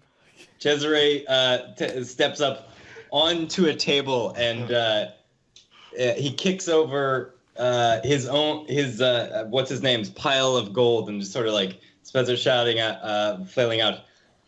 Now here's a story all about how our lives were twist-turned upside down. Now I'll take a minute and sit right here and I'll tell you about my man, the furry bastard from Sancher. This is the ballad of our friend Kravas. Oh my god. I don't even know what to do with that. So you begin to cause a disruption, and immediately people are on top of you, right on top of you. And you can see the guards step over, the coins have been kicked over, everybody's looking at you, and they're all looking around. At this point, Rivermire, you can make any move that you need to make. Yeah, totally. I'm gonna go get my bag. Well, the giants came in and they smashed up our town, and so everything was up in the crap. Sir, get down from the table now. He pulled up to the giants and drew his And great you see sword. them He grab stabbed you? into their brains and into the road. At this point, Bran, you are being grabbed as well because you were I tagging hug him. along and inciting. So there's about 8 guys that have come up to you, and 3 of which are holding swords out, just to kind of make sure that nothing bad happens, and the other 5 are like, no problem, they're just grabbing on you. Cesare, I'm not even going to make you make a strength check, because I'm quite positive they can remove you from this place. I'm not struggling. Bran, would you like to struggle? No, I just, just kind of act like a somewhat drunk idiot and just hug him, being weird about it. So these guys proceed to walk you out and up and throw you off of the boat. Whoa. I try to talk him out of it. Like, whoa, whoa, whoa, whoa. Hey, we'll be quiet. Sorry, not when there's ships involved. And they are proceeding to walk you guys, holding swords, and carrying you to throw you into the cold waters of the Sword Coast. It was How far away from shore are they? Probably Are not we- very far, to be honest. Far enough to swim. I mean, you guys, they can swim back. I start struggling a little bit. Are you serious? Let me speak to the captain. This is outrageous. He says he wants to talk to the captain. Yeah, no problem. We'll take you right to him. And they're continuing to push you and point a blade in your back to push you to get ready to go be thrown overboard. I'll disconnect myself from Bran and move a little further back. Okay, as soon as we get top deck, I'm gonna unleash rage. You guys have made it to the top deck, and they are getting ready. You've made it to the front, and you are getting ready to be pushed overboard. Yeah, I'm not Am I- gonna let that happen. Am I? Could I reach Bran if I needed to? Yeah, I mean, y'all are right next to each other, being pushed overboard. Okay. Pop. I burst into a rage. Nope. No, We just you're- dimension doored away, by Where are the you dimension door? Oh, other side of the damn boat. Can you please And tell you me how can't- you're going to cast dimension door without a focus? please don't kill me. Philip, Yeah. can you tell me how you're planning to cast dimension door without a material component, and with your hands being bound behind you? Because I'm so damn good at teleporting, and I've been watching those magic circles real close, like. Unfortunately, that is not going to work. You're not in a position to cast dimension door. Bran, you can go into a rage if you'd like. If I'm in any way able to anticipate him fighting, I would like to switch back to human. You can see Or the Bran. dwarf? Okay, Bran, you go into a rage. What do you want to do? I'm going to give you an action. I'm going to go back to Cesare, and then I'm going to go back to you, Malachi, because you're waiting to react. Fair. Okay, so let's do this. I- Bran, what are you doing? I tried to knock the guy out with the sword, with the punch. Okay, so you're being held by 2 guys on each arm, and there's one guy behind you holding a sword right up next to Okay. your back. You go into a rage. Let's do this here.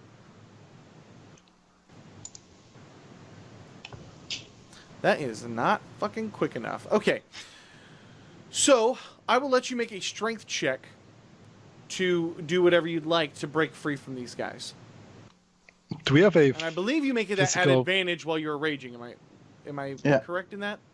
That's true. Yeah. So an 18, and we have a 7 and a 17.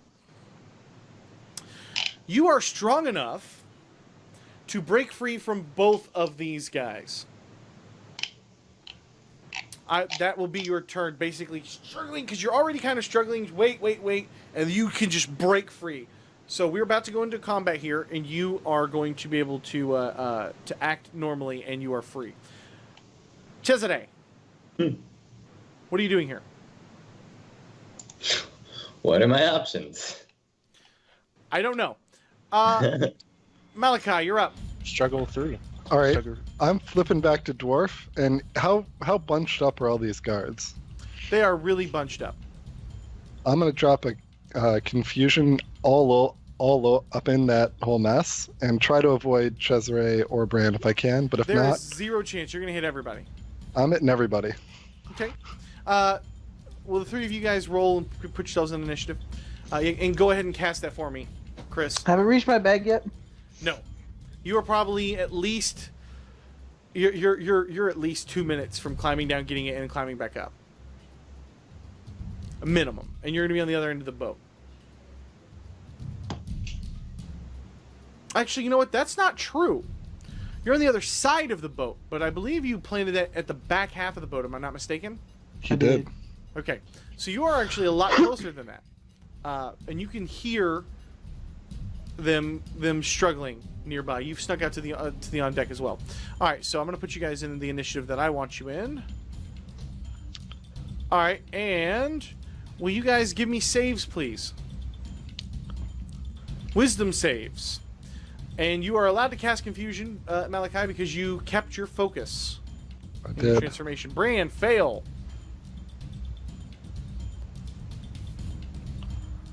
Nat 20. Yep.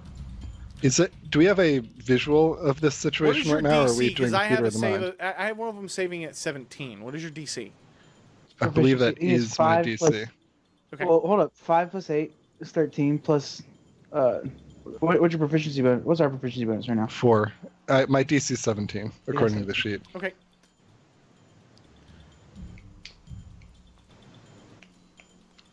I have a 14, a 9, and a 12. Okay. So, 2 save, 6 fail.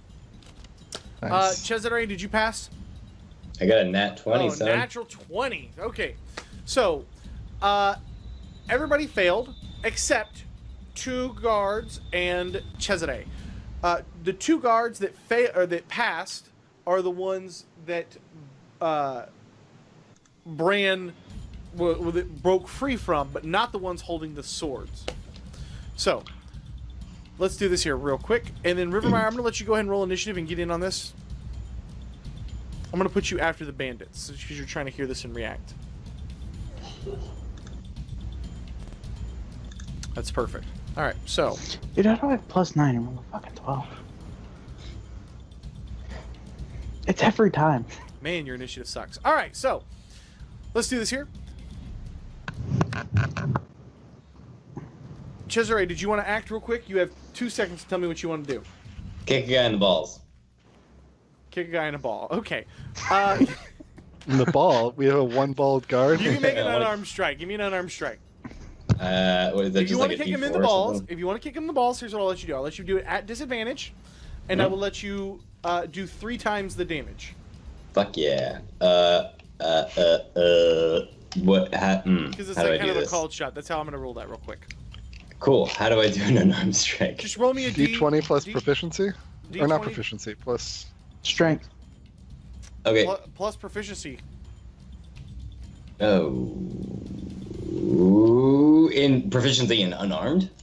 4. Plus 4. Okay. Yeah, 4 I wasn't. plus strength, D plus D20 at disadvantage. Just roll 2 D20s. Okay. I've got That's an probably AC. low enough. Wow. Oh, yeah. Well, not that that matters anyway, because it's What's your disadvantage. strength? Nah, is it plus 0? Yeah, you miss. So you go to kick this guy, and he turns at the last minute. Actually, you know what? Forgive Hits me. his thigh. Which guy are you kicking? Probably one of the ones that holding him Yeah. that are confused. If that's Yeah. the case, then yeah, absolutely. You see the guy just and then drop down to the ground. He is totally and completely incapacitated. All right, Nice. and we're gonna jump into actual combat here. Bran, go. Okay, Cody, so I'm are we confused. Do I have to roll? Yes, You you. do. D10. I rolled a 1. Hey Malachi, can you throw up the spell for us? Use all your movement. It's up. It's just a little higher. All your movement in a random direction. Roll a d8 and assign a direction. You don't take any actions this turn. Okay, so roll all his movement. Yeah, you just got to sprint away from where the situation. Do I roll a wisdom save at the beginning or the end of my turn? End of your And turn. at the end, brother, at the end, that way you still got to take the action. Bran goes diving overboard. He just runs right off the side and splashes into the water. Poor Bran. All that guy wanted to do for the last 3 sessions was fight somebody, and Malachi confused him. Sorry, Brandon. When he hits the water, I think when he take damage or anything like that, do they succeed or they just get another one? No, nothing happens. Is there a way that I'm gonna say you can because of the control water. and- I'm gonna say because of the water that you have advantage to break your wisdom, and you're certainly not gonna let yourself drown. Your instincts would kick in enough. I don't have the ability to like not hit certain people, unfortunately. So give me a save, Brandon. He did. He got a 6 with advantage. Okay, you're swimming nearby. Malachi. Let's see. I will. Yeah, I'm just gonna go and bash one over the head, but try and like stay, like come at like a corner, so like I'm only in melee range of 1 if I can. Is that possible? Yeah. All right, cool. And we're just doing this theater of the mind, right? Yeah, we're doing the theater of the mind. I'm putting in some minis on the board just to give you guys an idea of positioning. Oh, I see. Okay. Cool. Yep, Myers I'll way over here. smack the near guy. 15 for 10. Again, maps are not always the reason to play this. Okay, so a 15 for 10. Absolutely, you crush this guy. I'm Do you going want to kill him? non-lethal if I can. No, Yeah, no. non-lethal. Okay, not a problem. He is night. Excellent. Brand is that'll swimming? do me. Down here. Oh my god, Kevin Hart. That's all I can think of right now. Okay, so there we go. Night. Cesare.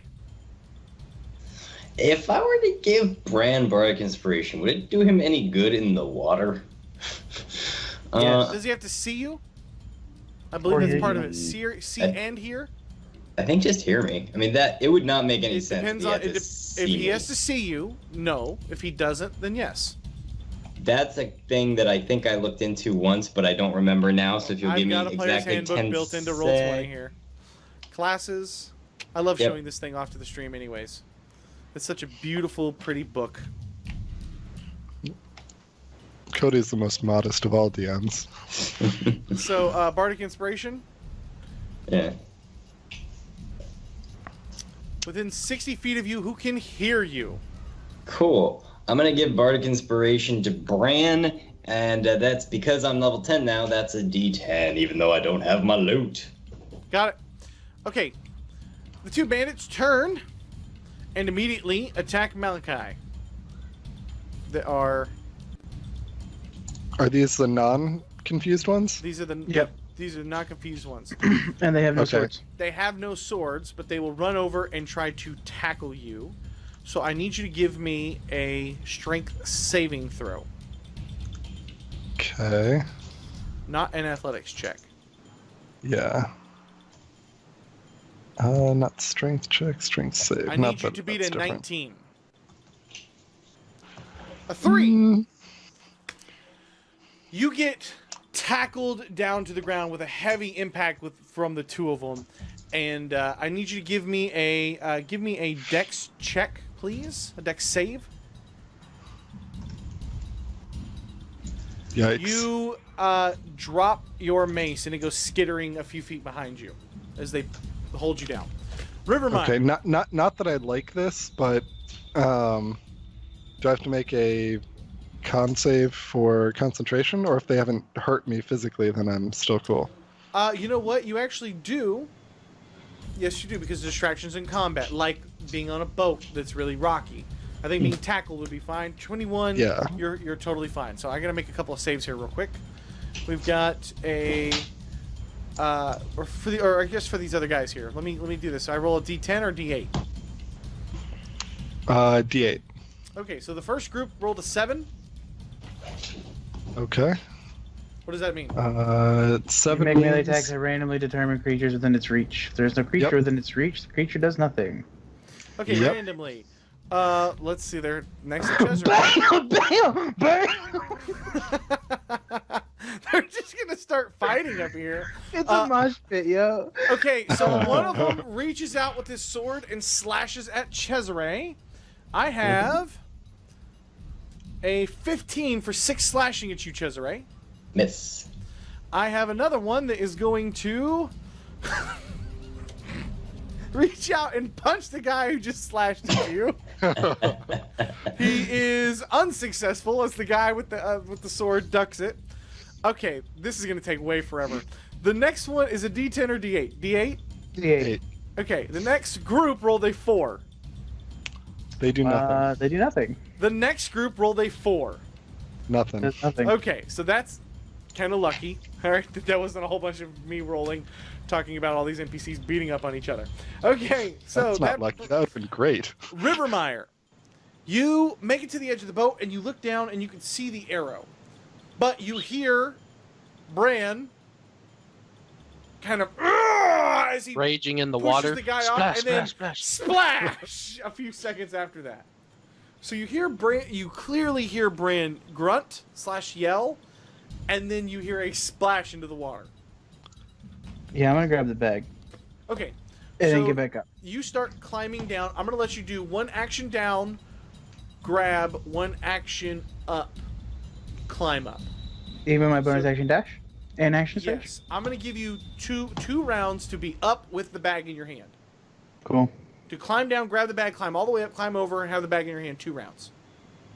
If he has action surge, can he do it in 1? I'm gonna tell him it's 2 rounds to climb All all right. the way down. Cool. in Yeah, 6 yeah. seconds. Sorry, we're good. We're good. Grab a bag out of an arrow and climb back up.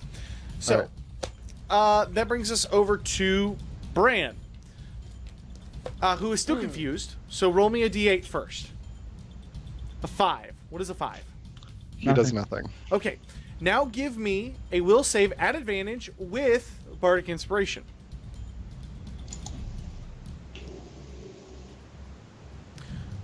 $19. Yep, you got it. Snap out of it. And you find yourself... And you can hear commotion going on upstairs. Malachi, you've been tackled. I need you to make a strength check to break free. Okay. An athletics check or an acrobatics check. You may use either of those.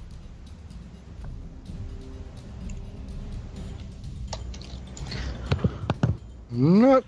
I guess I'm 9. stuck on the ground. Not enough to get there. You and you cannot break free. Give me another concentration check to maintain while you are being grappled and held down. 17 is plenty. Cesare. Cesare is basically turning into a hype man. Is on the sidelines, just like, yeah, you guys can do it. Come on, you guys are going to kick their asses. And so I give Bardic Inspiration to both Rivermire and Malachi, since I just remembered that that's actually a bonus action. Okay. Is that all you're doing? Yep. Okay. The bandits go. This is so much fun. By so much fun, I mean a little slightly tedious. First group rolled a 5. That's a nothing. Second group rolled a 4. Also nothing. Last group rolled Never- a third group rolled a 7. They attack the nearest thing. Okay. All right, so I have a. You see one bandit run up and try to stab another bandit who is just standing there in the heart, and he is successful in doing so.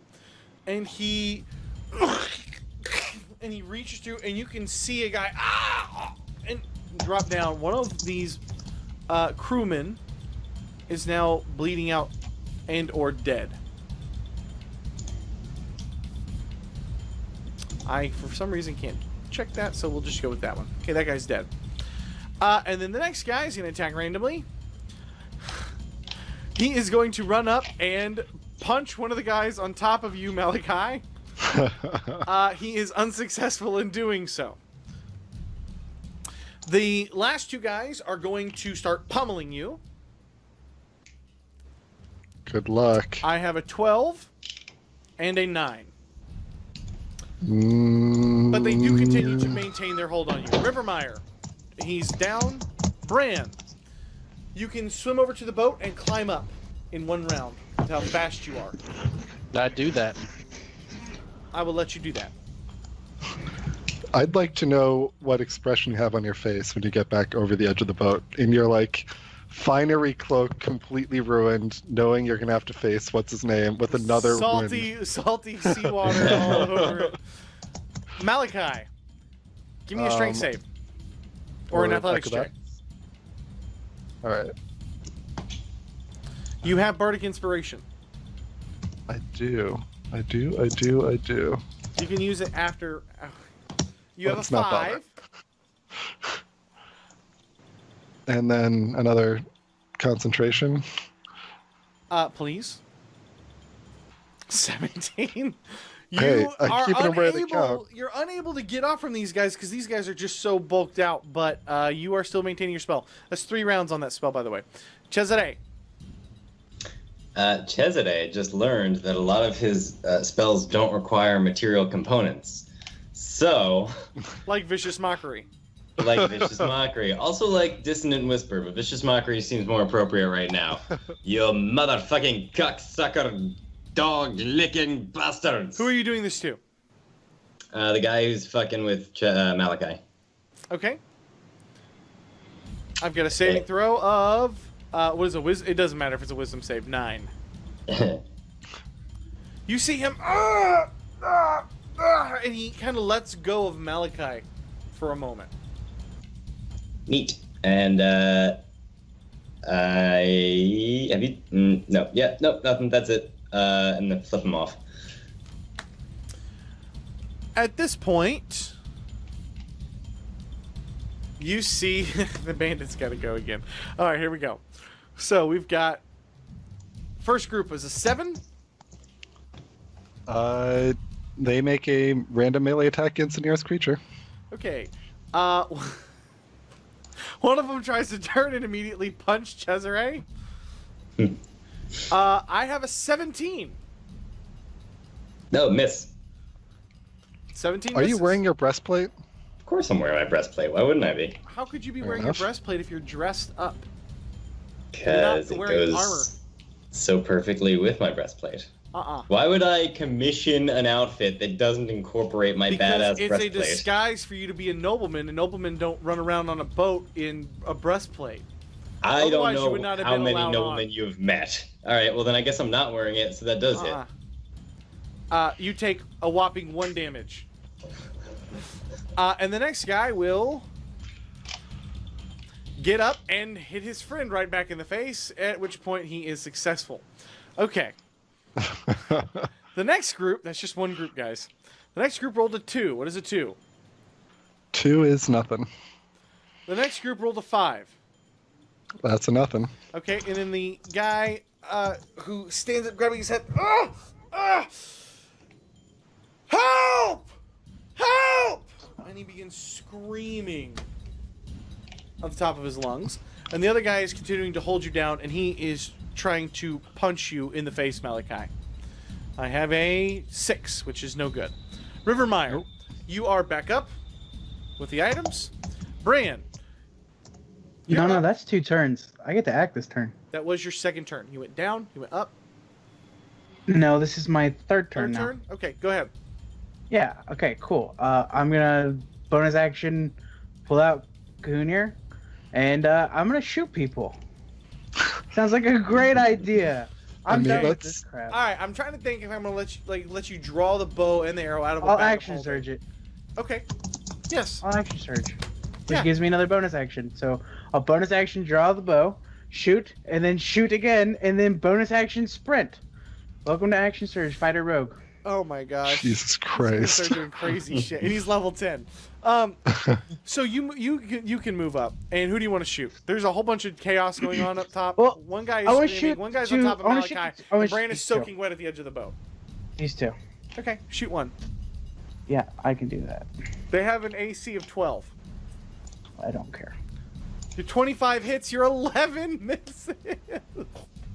I have Bardic Inspiration. All right. Yep. You hit him. And if, yeah. You kill that. both of them.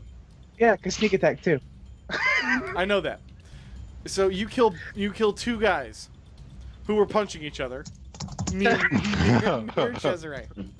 You're so fucking evil. I fucking told Jonathan Pruitt. I was like, dude, my group is not like that shit at all. Oh, hey, by the way, Dimension Door only requires verbal, not material. No, it's if you We get them. saw it on your list. It was all three. I know, because I never unchecked the boxes on my list, but according to the internets, it is only... The internet's, there's a compendium here, and I also put the spells in the book. Not all of them are in there, though. Dimension Door is a verbal only. Okay. Yeah, there we go. We know for the future. I didn't. Sorry, just man. cast When it. you cast it and it had all three components on there, I was like, yeah, you're not casting that. I never thought that would come up. Bran, you're soaking wet, and Rivermire is holding a bow. He's just shot two people to death. Another guy's bleeding out. Another guy's been knocked out. Another guy is holding his head and screaming.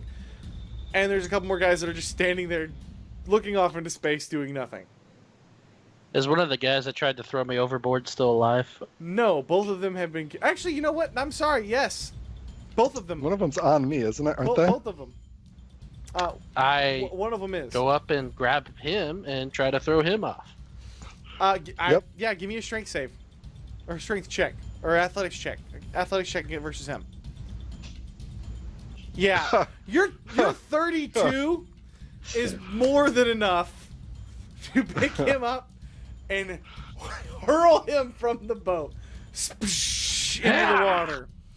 And you guys have lost all element of surprise. Go figure. Malachi, the guy that was holding you down is swimming. What are you doing? I am going to... Do I still have my mace thing? Or did I lose it in the scuffle? It's near you.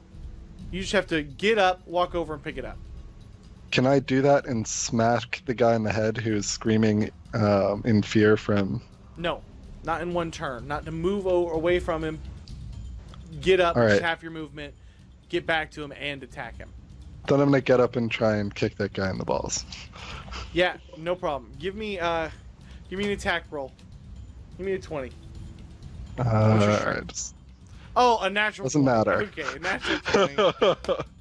Doesn't matter. You walk up and you can hear a sickening pop and a slurp as you kick God. this guy right in the testes. He is You mean testy now. screaming so much louder than what he was just a half second ago. You have done everything but silence this guy. I still look pretty satisfied. At this then I'll point, walk towards my mace if I have movement for it.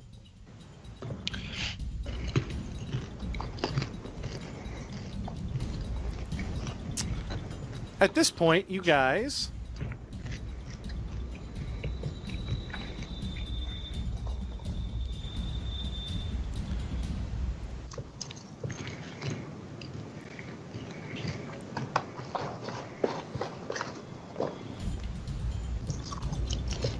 There's a pirate ship over the horizon. We're surrounded. And then we all die. 1 second. The dread pirate Roberts come to take Chesney I mean, home. it's only 6 seconds. It's only I 6 seconds need- since you start screaming. I need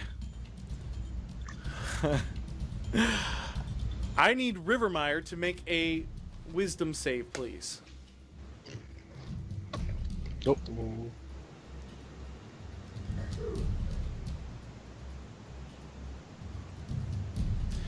You hear,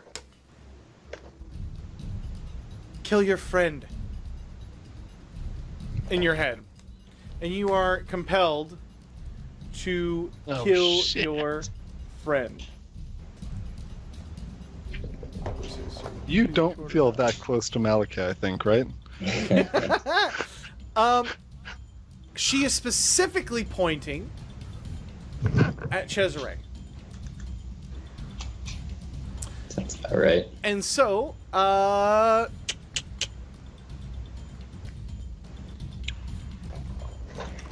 brings us to Cesare. Who has no reason to suspect his friend. Who has not heard any of this.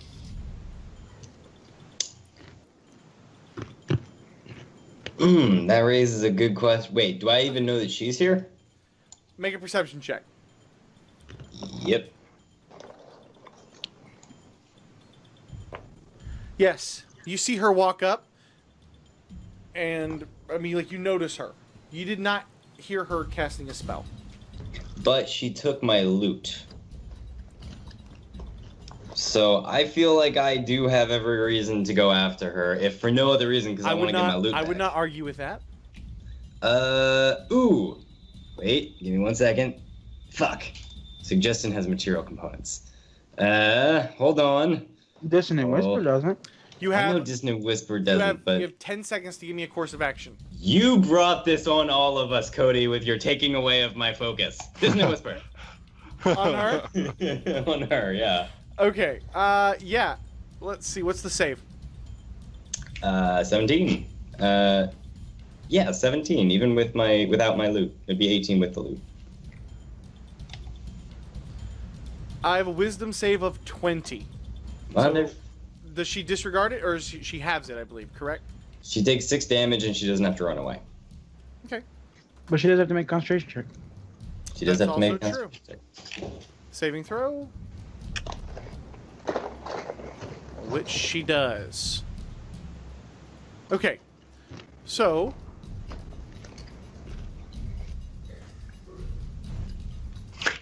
Time for the hapless goons. time for the stupid ass motherfuckers.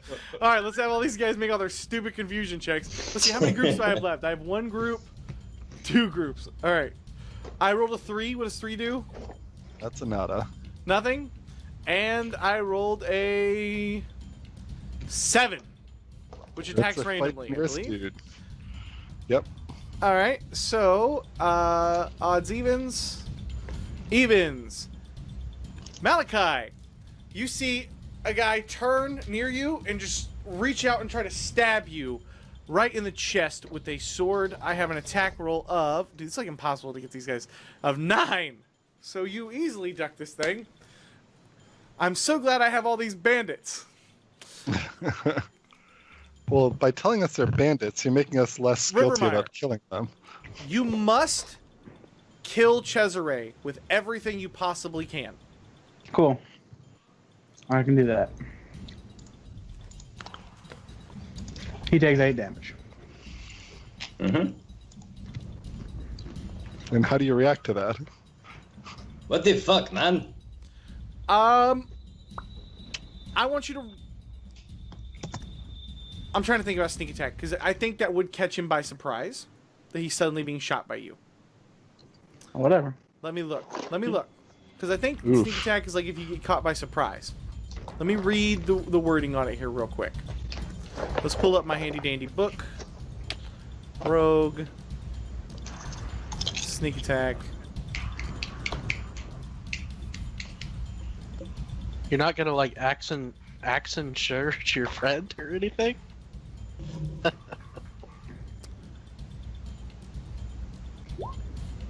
No, I have a 20 on my save.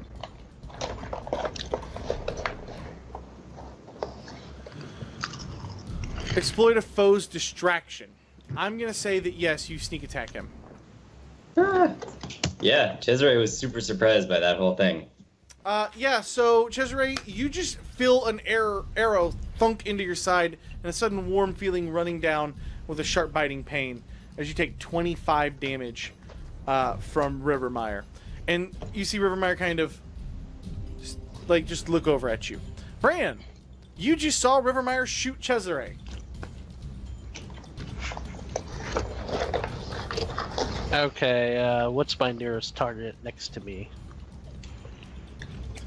It's another guy that just stabbed at Malachi. You also have no weapon. There are probably look some on the swords ground. Are lying there on the weapons? ground. Yeah. There are 2 swords on the ground. I dual wield. No. I pick up a sword and slash at a dude. Okay, so it's a scimitar. So give me an attack roll. You can use your strength on this. Your strength is way good enough to get there. Yeah, you basically cut the guy in half. I really don't need you to roll the damage because I know what your strength mod is and what these guys' lives are. So yeah, absolutely. You pick up a sword and cut one of the guys in half. How many guys are left? I see 1, 2, 3 that are left. No, 2 that are left. 1 swimming. I should be able to make 2 attacks with this weapon. Is anyone There's in another range? guy right next to Malachi, yes. Alright.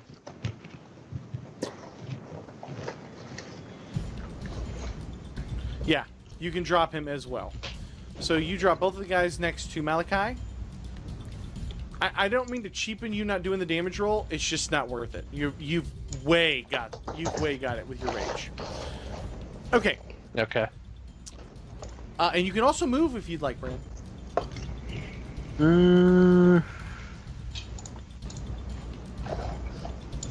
I guess I go to the top of the stairs. Okay. You run over to the top of the stairs. That brings us to Malachi.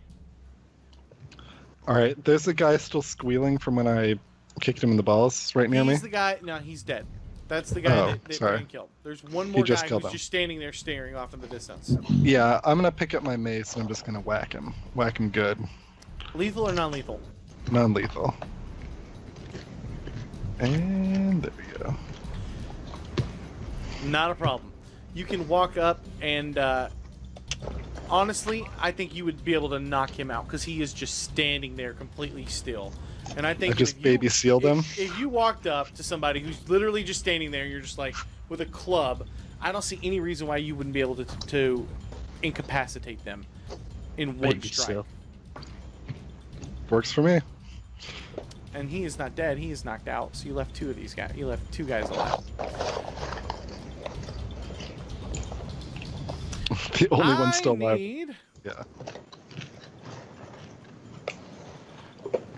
I need Rivermeyer to make a will save, please.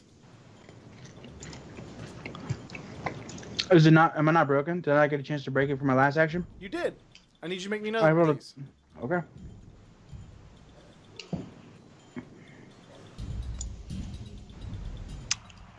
I want to confirm something really quick here because I want to check something. Creatures can't be charmed. I just want to make sure to see if there's a thing that says you can't be done. You can't happen to you back to back. I'm reading it right now. I don't see anything on here that says that you can't be immediately suggested again. Aren't you an elf? Don't you get like advantage or something? Oh, I against this shit? do. Yeah, I do. You have advantage on it? I'm a no. The 17 is enough to get there. You hear her say, "Kill your friend." And when she sees you don't do anything, she disappears down the deck. Like running or like Yeah, a she's spell? just running. She's not disappearing. Does she run past me? No, she was behind you. She approached from behind. Cesare. She run past me? Because that looked like it. Okay, no. Okay, guys. She's y'all are all down here fighting. And she's running back up the side of the deck. Okay. Who's still alive? No one. No one. Well, us. There's one guy swimming. Okay. I'm gonna chase her then. Because she has my fucking loot! And you also have an arrow sticking out of your thigh. Is it in my thigh? I was feeling it like just in my shot you. ribs or something. Sure. No, I know Yeah, that. absolutely. You chase her down, and yeah, you take off running, and you Hobbling. get to the edge of the walkway, and you can see her. Bandits no longer need to go. Rivermeyer, you're pretty Yeah. close. You could probably catch her if you wanted to. Bonus action dash. Okay. Will that get me all the way to her? I will Or let not. you.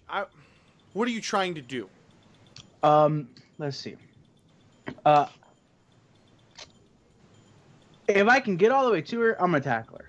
If I can't get all the way to her, I'm going to totally shoot her. As quick as you are, you can either choose to tackle her or shoot her.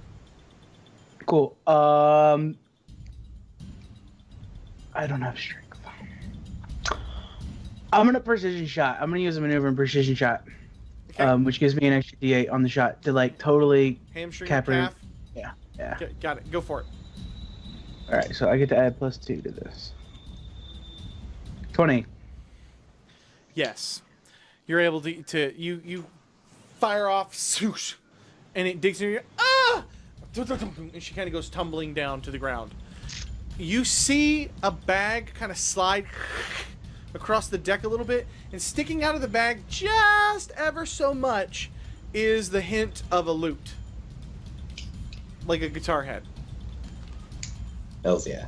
How hard did that hit the deck? As she hits the ground, people have serpents. Bran.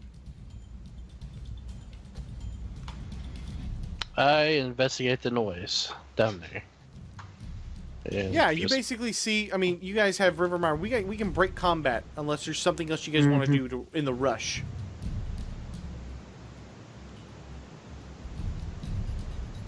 I'm game for breaking combat. Okay, Yeah. then let's break combat.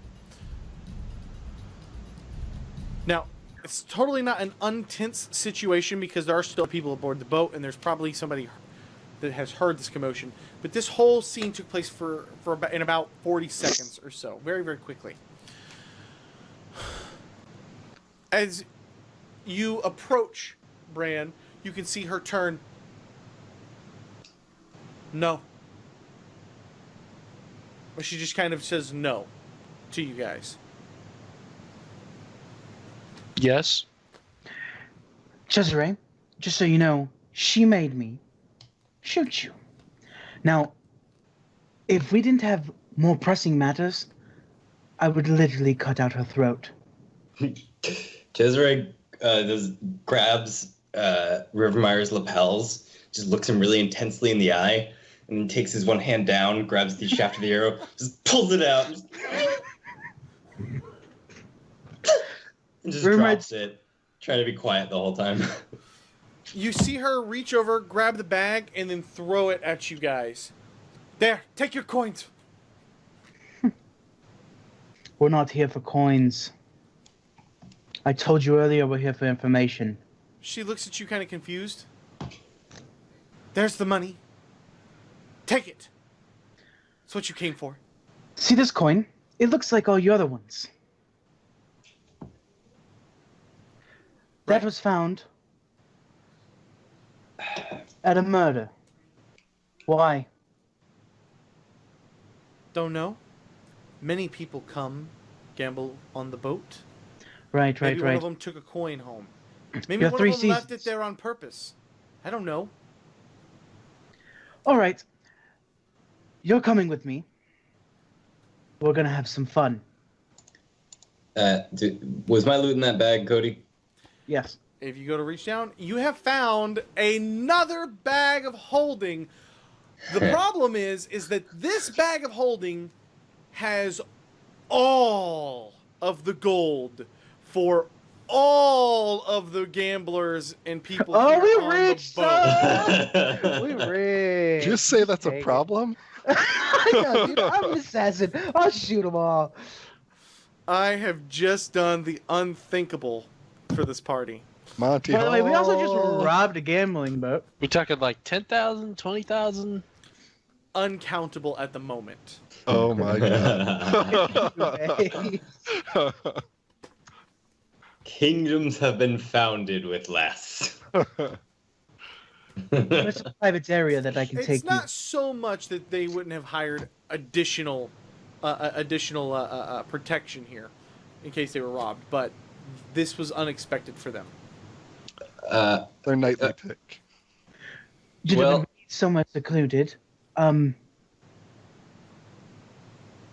What do we need to do? I have to say this almost makes up for getting shot with an arrow. We don't have time for your methods. What do you Rivermeyer, want? it's... The captain's in there. She kind of motions into the deck. Hmm. Can I make a quick aside here since I'm still out on the deck? Yeah. I'd like to see. I think one guy was dying but not dead. I'd like to sort of go through the ones who I know aren't just unconscious and see if anyone are just injured and not quite dead yet. Actually, most of them are on the last cusps of life. I call them dead, but the reality is they're bleeding out. I will cast Mass Cure Wounds on the pile of them. The pile of near Interesting. corpses. Okay.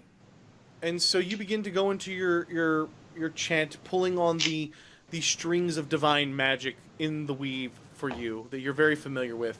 And soon a glow begins to grow from you and emanate from you, and eventually encompasses all of the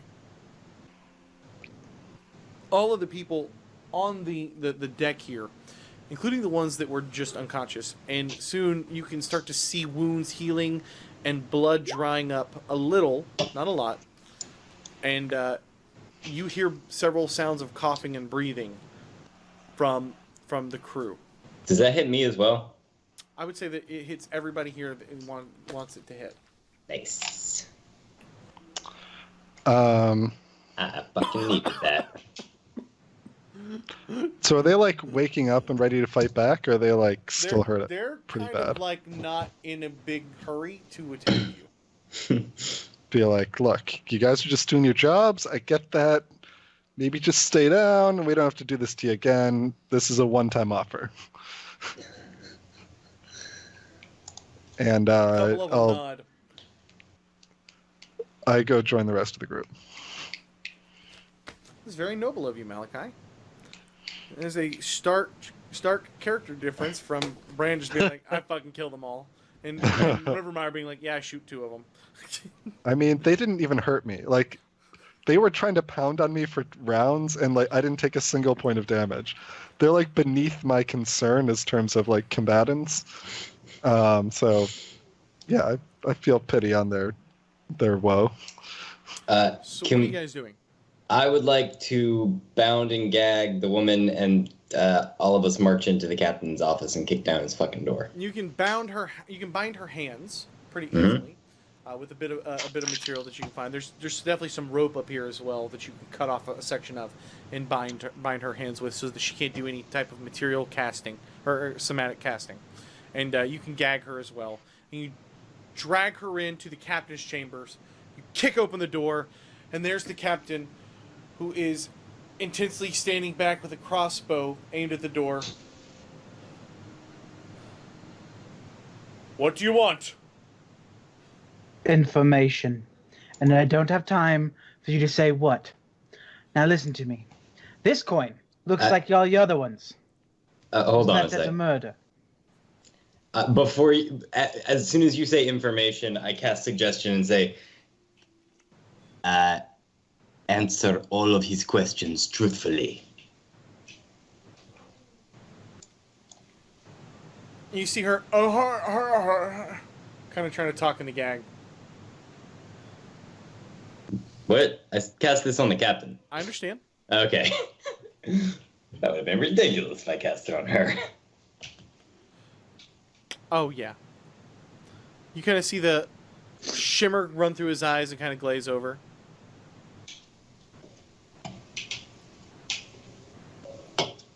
It was left at a murder. Why? Accident. Who killed him? No one. It was a her. Who killed her? Where's King Hekaton? A boat. Which Morgoth. boat? Where is it? Floating. Out to What? sea. Which sea? Near Moonshay. No moonshine. Can you captain this ship? and take us there? Who No. holds him? The Kraken I'm- Society. I'm Ooh. casting a spell while this is going on, but it takes me a minute to cast. Kraken Society. Why do you know so much? If it was just an accident. Not accident. The coin accident. Who hired you? No one. Then why did you do it? I serve the Lord willingly. Which lord? Slarkethril. And who is that?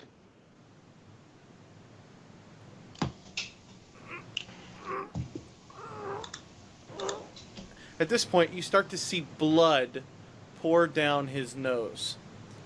And he begins grabbing his head.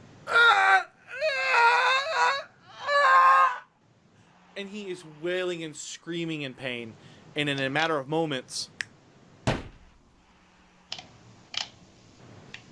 he is lying motionless and still on the floor of the boat. Wonderful. And I look back towards the bound Shao. I'm still casting, and I'm casting Gas, which was going to be on him, but since I didn't finish before he died, I will now be casting it on her.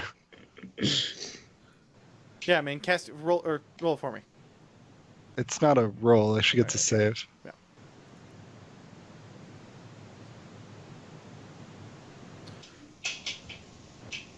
For 30 days. Okay, let's see if she can save on her magic. I have a 30 days. No more than save once of each. a wisdom save of a natural 1 for a total of a 2, meaning that she fails.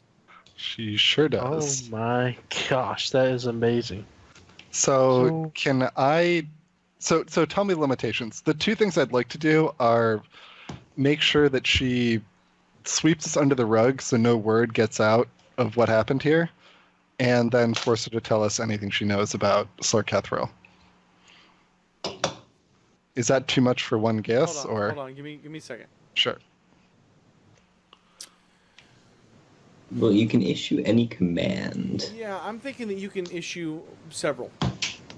Okay. Oh, wait, is it just one? You place a magical command. Gaius So is it's supposed just to be one. It's just one. So, what do you exactly do you want her to do? So I guess those two things. Nope. Can, Tell me. Can give you me just one. obey me? I mean, wouldn't that be a command? No. That's like wishing for a million wishes. Yeah. What do Exactly. you want her to do? I want her to sweep it under the rug more than I want her to tell me what she knows. Phrase it. Okay. You will keep things quiet with the guards using whatever gold necessary. You will make sure none of the guests know anything about what happens here. You will tell nobody of our presence on this boat, and you will make it as if nothing strange happened tonight. The captain died a natural death, and you will not Stop. warn anybody. Stop. That's way much? too much. So, I'm gonna Okay. Before I just tell you that I'm gonna cons- take the first thing and just screw you over, I'm gonna give you a chance to give her a much more simple command. All right. Conceal from everyone our presence and our actions on this boat tonight, and the unnatural death of the captain.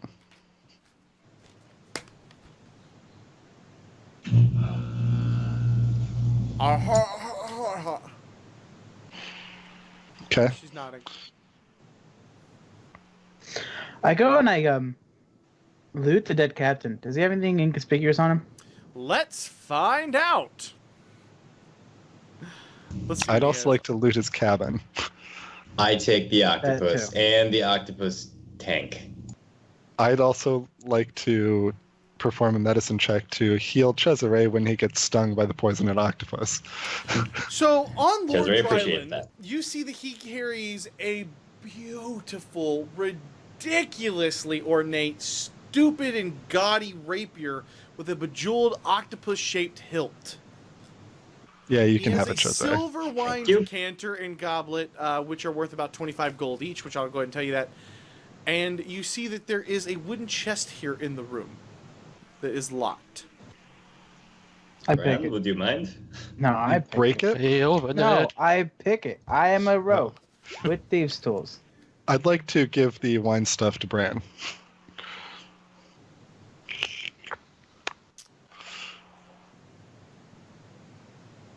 Why did that do that? Give me 1 second, gentlemen. Dude, this is so buggy right now for roll It 20. was terrible, bro. I wrote like, dude, like I'm so tired of like the skills that I have literally more than plus 10 to. Like it giving me it's so A 14. like, dude, I have plus 12 to this. Yeah, that's absurd. It's a wooden crate. We have an orc, and it's made of wood. Don't even sweat. Right, but we also want to like not be seen here. Remember? You There's flip that through. thing. You flip through Rivermire and.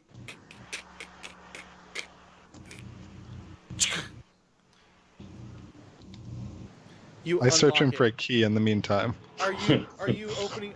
You're just dig through the chest. As you go to open it, you can feel the prick of a needle.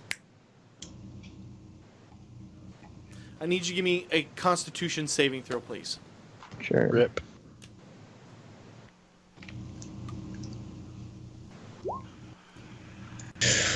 Oof. Natural or 5. I need you to roll me 8d6, please. Sure. Whoa.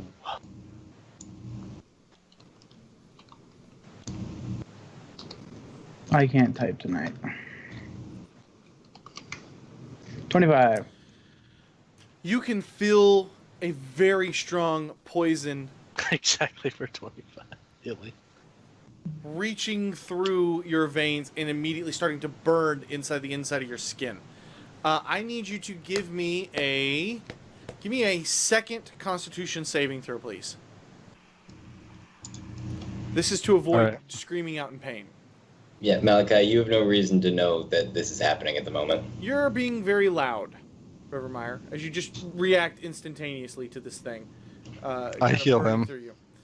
for You 25. can walk over and start to heal the magic, or magically heal him. Not a problem. After a few moments, and with Malachi's guidance, you've kind of gained control back over yourself, and you can look inside the treasure chest. Inside the treasure chest, you find several gold trade bars, several notes, and a pouch filled with several small gemstones. I'm just going to give you the numbers here for the total value of everything. You have about 450 gold that you find from this, including a pouch with 9 of these ruby and emerald gemstones worth about 50 gold pieces each. That is the 450 or plus the 450? 900 in total.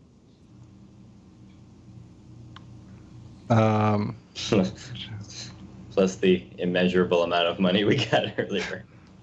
Not if you leave Pao Ming to cover your tracks. Why would we do Not that? true, because she is the one who has to take care of it. Not she has to figure it out. Super not us. We our don't problem. have to give the gold back. She has to, otherwise she dies.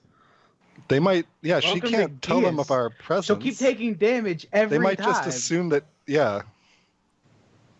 That yeah, 5d10 psychic. She's the just gonna go. worst thing I have ever blam, seen you guys do blam. something. That's exactly what's gonna happen. There Goodbye. was a robbery. It doesn't. That has nothing to do with us and our whole shit. She'll figure it out. I think it's time we leave. Let the gnome stay here. Find his way back Hold to on. the orc. We haven't found any, like, notes or letters. I want to search his desk. I want to see if there's, like, anything from Slarkathrill or anything like that, or any sort of, like, weird, ominous thing signed with an S. It's a Kraken, Lord of the Kraken, octopus shit. I got an octopus I'm thing pretty now. sure that the giants who live in the middle of the sea know who this is. Not Also, to mention, if I'm sure if we Okay. just scream out to our wonderful storm giant or cloud giant, who's already over in the moon chase, we might get his attention too. Also- That may sure be the queen true. could I pay still want to attention search his desk and find his papers. If he has any. Malachi, shut up. Remember how I can talk to animals, and remember how I just stole this octopus? Let's get the Hey, fuck out of all here. right, you guys shut up and let Cody tell me if I find anything on his desk. You don't find anything necessarily in his desk. I do want to make mention here because you're talking about the octopus. The octopus is inside of this large tank in the middle of the room with all these sort of like little decorations and little things for it to swim around in and stuff at the bottom. It's very, very ornate for that time. Is there a plastic bag? Is there? There's not plastic. Is there a trash can in this room? No. Is there any kind of bucket or jar? Is there a mason jar? How big is the octopus? There is none. Like a foot or two long? Plus legs. Okay. Can we pull it out? Maybe, I'll pull it out. Maybe about the size of, let's say it's about the size of a small watermelon or a large cantaloupe. Plus legs. Okay, well, looks Can I like reach I'm in and gonna. pull it out? I want to pull it out and cast polymorph on it and turn it into a crab or something that can't move very quickly, but that's also small and easily carried. Because I will. You know octopus what? can I'm move gonna quick. fast forward. I'm not gonna make you guys make checks about that. If you guys want to pull out the octopus and polymorph it, you can certainly do so. I have a cask. I have a wine cask in my bag of holding. I can just dump it out and put it in there with water. All right. I mean, if you stop me and are doing that, then sure. I'm just trying to Also- come up with another solution. Are you guys gonna go get your knoll? Yeah, Rimari doesn't care about that, no. I don't think we want to like get more people pissed at us for no reason. We might as well get the null out of here. Well, Rimari is fixing to blow his conch. So Oh yeah. that's why I was like, let's go. Because we've got all the information we need, and we're not going to get any other information on how to get to the Kraken's people until we go Chesway. talk to the Giants. Are you able to speak at a distance? Yes. Perhaps tell him we're leaving and that he should take his money and depart. And I- Giants might need a snack. We can bring him along. Bran, we still have that boat, right? We don't need it. I know we don't need it. The Knoll might.